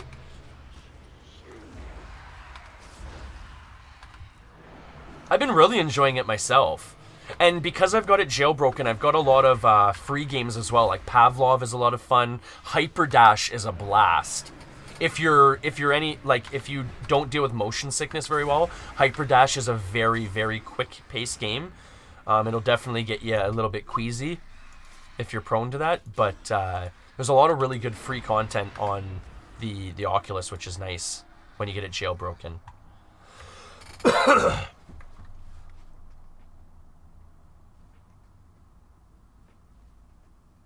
I play a Beast Mastery Hunter and all I care about is finding new pets. Ooh, now here's a good one, Mitty. If you are concerned with pets, how long have you been playing World of Warcraft, Mitty? Are you lucky enough to have one of the ghost sabers from back in the day? The ghost snow leopard? I have a Casper on my hunter because I'm super old school. So I actually have like the ghost see-through like artwork for my snow leopard. So even when it's not in prowl mode, it's still transparent. Oh, okay. Oh, that's too bad. Because there were some really neat old pets that you used to be able to get, not so much through exploits per se, but different kind of workarounds in the game. And there were some really neat old school pets that you used to be able to tame that you can't unfortunately tame anymore. But in a lot of cases, they've brought those skins back as different creatures. A lot of bosses you used to be able to tame that obviously weren't meant to be able to be tameable, that people just wanted the skins for, right? So it looked different. But actually, one second here, I'll show you. I mean, it's not like I'm really doing too much here, but I'll show you the Ghost Saber. It's really super cool. And the Beast Mastery is one of my favorite characters to play for that reason too, because I came from like Ultima Online, and that was a big thing in Ultima Online. Was one of the like kind of the highest end skill was an animal tamer. It took you like the most amount of work to grandmaster that skill. Long story short, without rambling, that was always what I was in the game.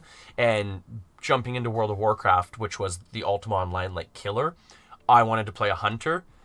So that's what I started playing, and that was one of the things I started doing as soon as I jumped into the game, was like going online, like researching, okay, like what pets are rare, you know, what different skins can you tame and stuff like that, because there are some really neat different, so this is my transmog for my hunter. If I'm not mistaken, I want to say this was in Cataclysm. This is one of my favorite transmogs for like virtually any character type. Pretty much based on the headpiece for the hunter alone, how he actually has like a patch over the eye that you would cover if you were a hunter. Like, if you know what I mean, like, because you close your left eye to aim down the sights of your right scope. So I thought that was a really neat headpiece, and then the fire off of it is super cool. And then the pet here, so let's call him up here. Oh, okay, so he's so light that in certain shades you can't even see him, right? So this is an actual, like, he's not in Prowl, if you notice. Like, you can put him in Prowl, and he goes virtually invisible. So this is actually the model of that pet. So what it was there used to be an item in the game where essentially it was a quest line. And one of the quest lines was you had to search for... It was almost like a genie in a bottle, if I remember correctly, or like some sort of like an urn. And it was like a really rare item, and you had to open urn after urn after urn without turning in the quest, obviously, to unlock the Ghost Saber, which would be a rare spawn. Then, if I'm not mistaken, you could tame the Ghost Saber, and you end up with this awesome, super cool, like see-through skinned snow leopard, which is amazing. Like I said, and if I'm not mistaken, where's the... Can you control the prowl aspect of them anymore?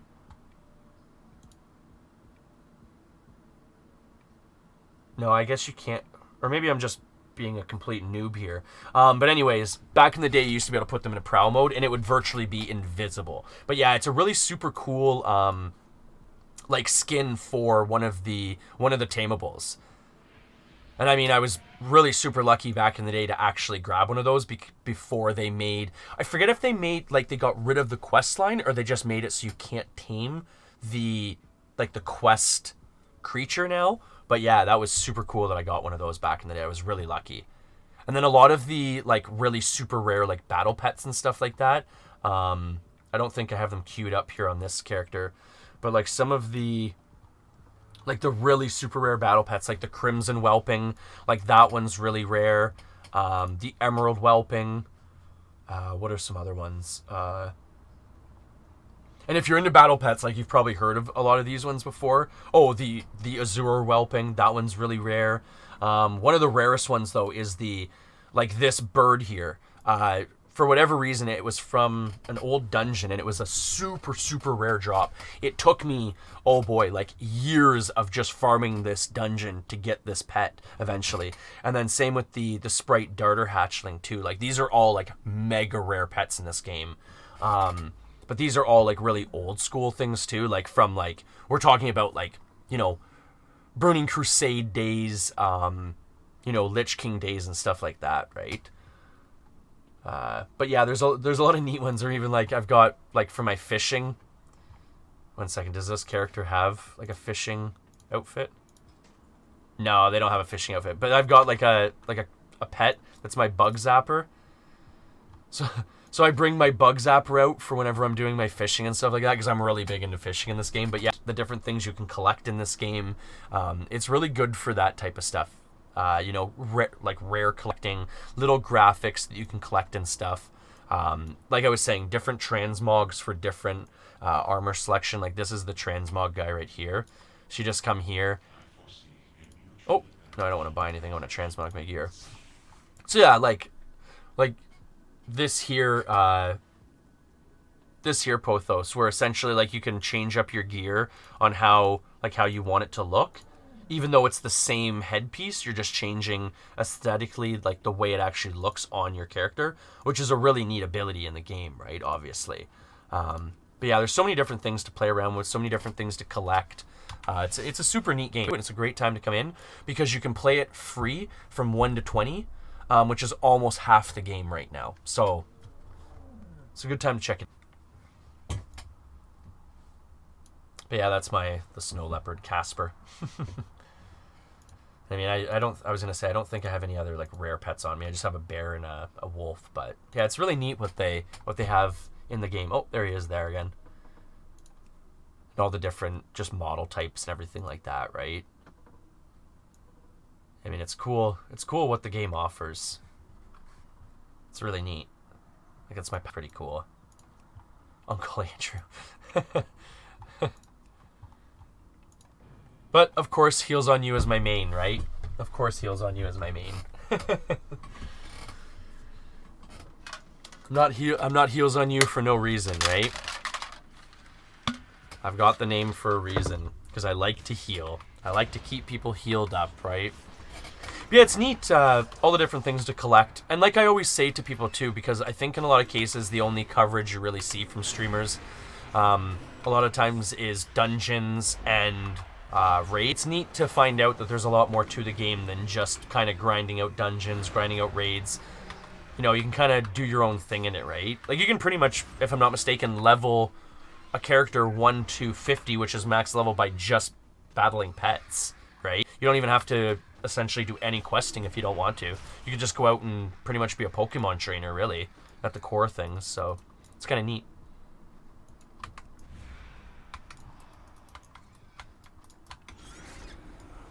And there's some farming in the game as well, cooking. I mean, there's so many different things to play around with in World of Warcraft. Especially because, I mean, the game's been around for, what? I mean, 16 plus years, if I'm not mistaken. It's been around since 2004, or was it earlier? I can never remember when World of Warcraft was actually released. It feels like it's been around a lot longer than 2004.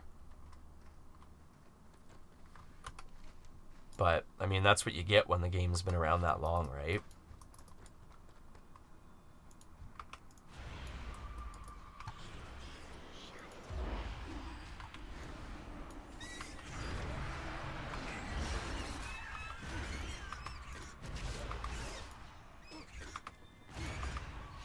I just keep adding to it.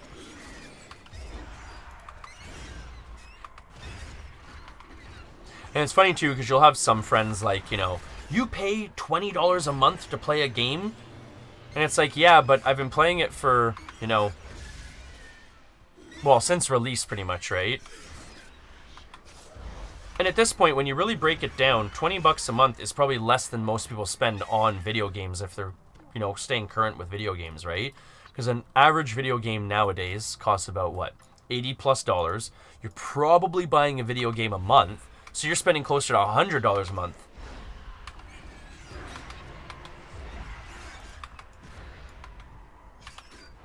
That's one thing I got out of a while ago was like buying new video games. Like there's just no point of buying and investing in new video games right off the hop in a lot of cases. Like all I've been hearing about, unfortunately, is all the bugs on, you know, Cyberpunk and stuff like that. You know, 10+ years, and apparently it's very buggy. Again, I haven't tried it and played it myself because I'll wait for it to go on sale at this point. But yeah, a lot of people are complaining. Even if I'm not mistaken, I've even heard that apparently PlayStation has pulled it from their PlayStation store. So you can't even purchase Cyberpunk for PlayStation anymore right now.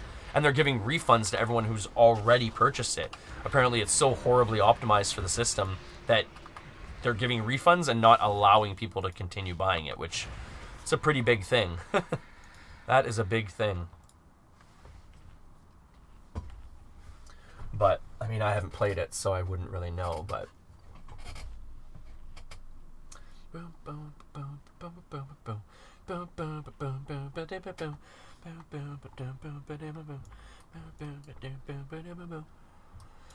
Well, I feel like that might be a good time to cut things off here. I'm starting to get hungry. My tummy's starting to growl. So I'm thinking I might go back inside at this point and hang out with the family for a little bit. I mean, it was super awesome chatting with everyone. New things, new games to play, you know, new information. Again, thank you very much for the talk, Pothos, about, you know, like streaming and everything like that. In a lot of cases, I don't get to bounce like things like that off of people and stuff. So, you know, because I'm virtually the only person I know that kind of does this. In a lot of cases, I haven't branched out with a lot of other streamers to talk and discuss things like that. So it was really nice to be able to kind of like get that out and stuff like that and put that out there. So I always appreciate the conversation. And yeah, by all means, like if you ever want to talk about that stuff more in the future or anything, you know, drop a message in my Discord or anything like that. I'm always down for kind of talking about the, you know, the analytics of, you know, streaming and, you know, the breakdowns, right? Kind of the more, you know, the business side of things and, you know, stuff like that. Because I find that super, super interesting to deal with and everything like that. So, you know, by all means, hit me up in Discord. Thank you for watching, everyone. Hopefully I might be able to pop on a little bit later and stuff like that. I mean, afternoons are always hard because I like hanging out with the family and stuff. But maybe once everyone goes back to bed or something, I'll pop back on. But thank you again for viewing, everyone. As I always say, make sure everyone at home stays healed up, especially over this next little bit here with everyone coming and going. You know, stay safe with visiting family and whatnot. You know, make sure you're staying clean and well sanitized and enjoy yourselves, right? But all the best, and thank you, Pothos, for the conversation again. Always appreciated, and have a great day. All the best, everyone. Enjoy. I'm gonna do, like, I mean, it's gonna be a relatively small raid, but I always like to raid other streamers if I can, especially now that I'm starting to get more in the mindset of doing that. I always like to, you know, spread the wealth, you know, bring people over if I can. If I have any viewers whatsoever, drop them off at another person's stream, right? So let's see who we want to. I guess we'll probably. I always kind of like staying in the Stardew Valley community. I mean, for one, it's super, super friendly and helpful. And it's just really friendly in the Stardew community, so I generally like to help out the community. And generally what I'll do is, like, I'll virtually just, like, go down to the bottom and kind of, like, pick someone that I think might be decent to watch, right?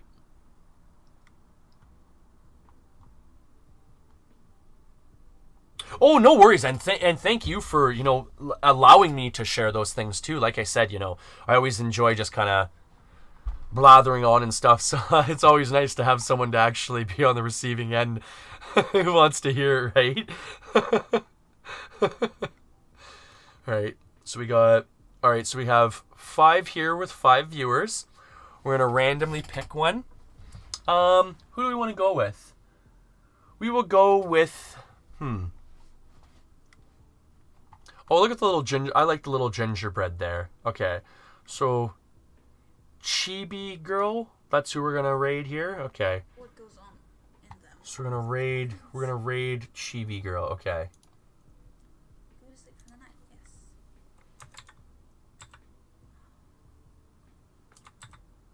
Oh god, I There we go. It's so hard to get out of my... I built a bridge that I'm really Was it proud of. Oh, Chibi? Chibi? Chibi? Oh, she's got an Avengers poster in the background. Okay, we picked the right person, right? And thank you again, everyone, for viewing. Thank you, Pothos, so much for the views, as always. Have a great day. Enjoy. Talk to you later. I get put off if I have to spend 2 weeks building, much less looking out for the design. How long do you think? Well, how long did it take you to actually build it? Exit test. Gonna be switching to... Oh, go figure. Where's the stream information? Here's the stream information. Boo, boo, boo, boo.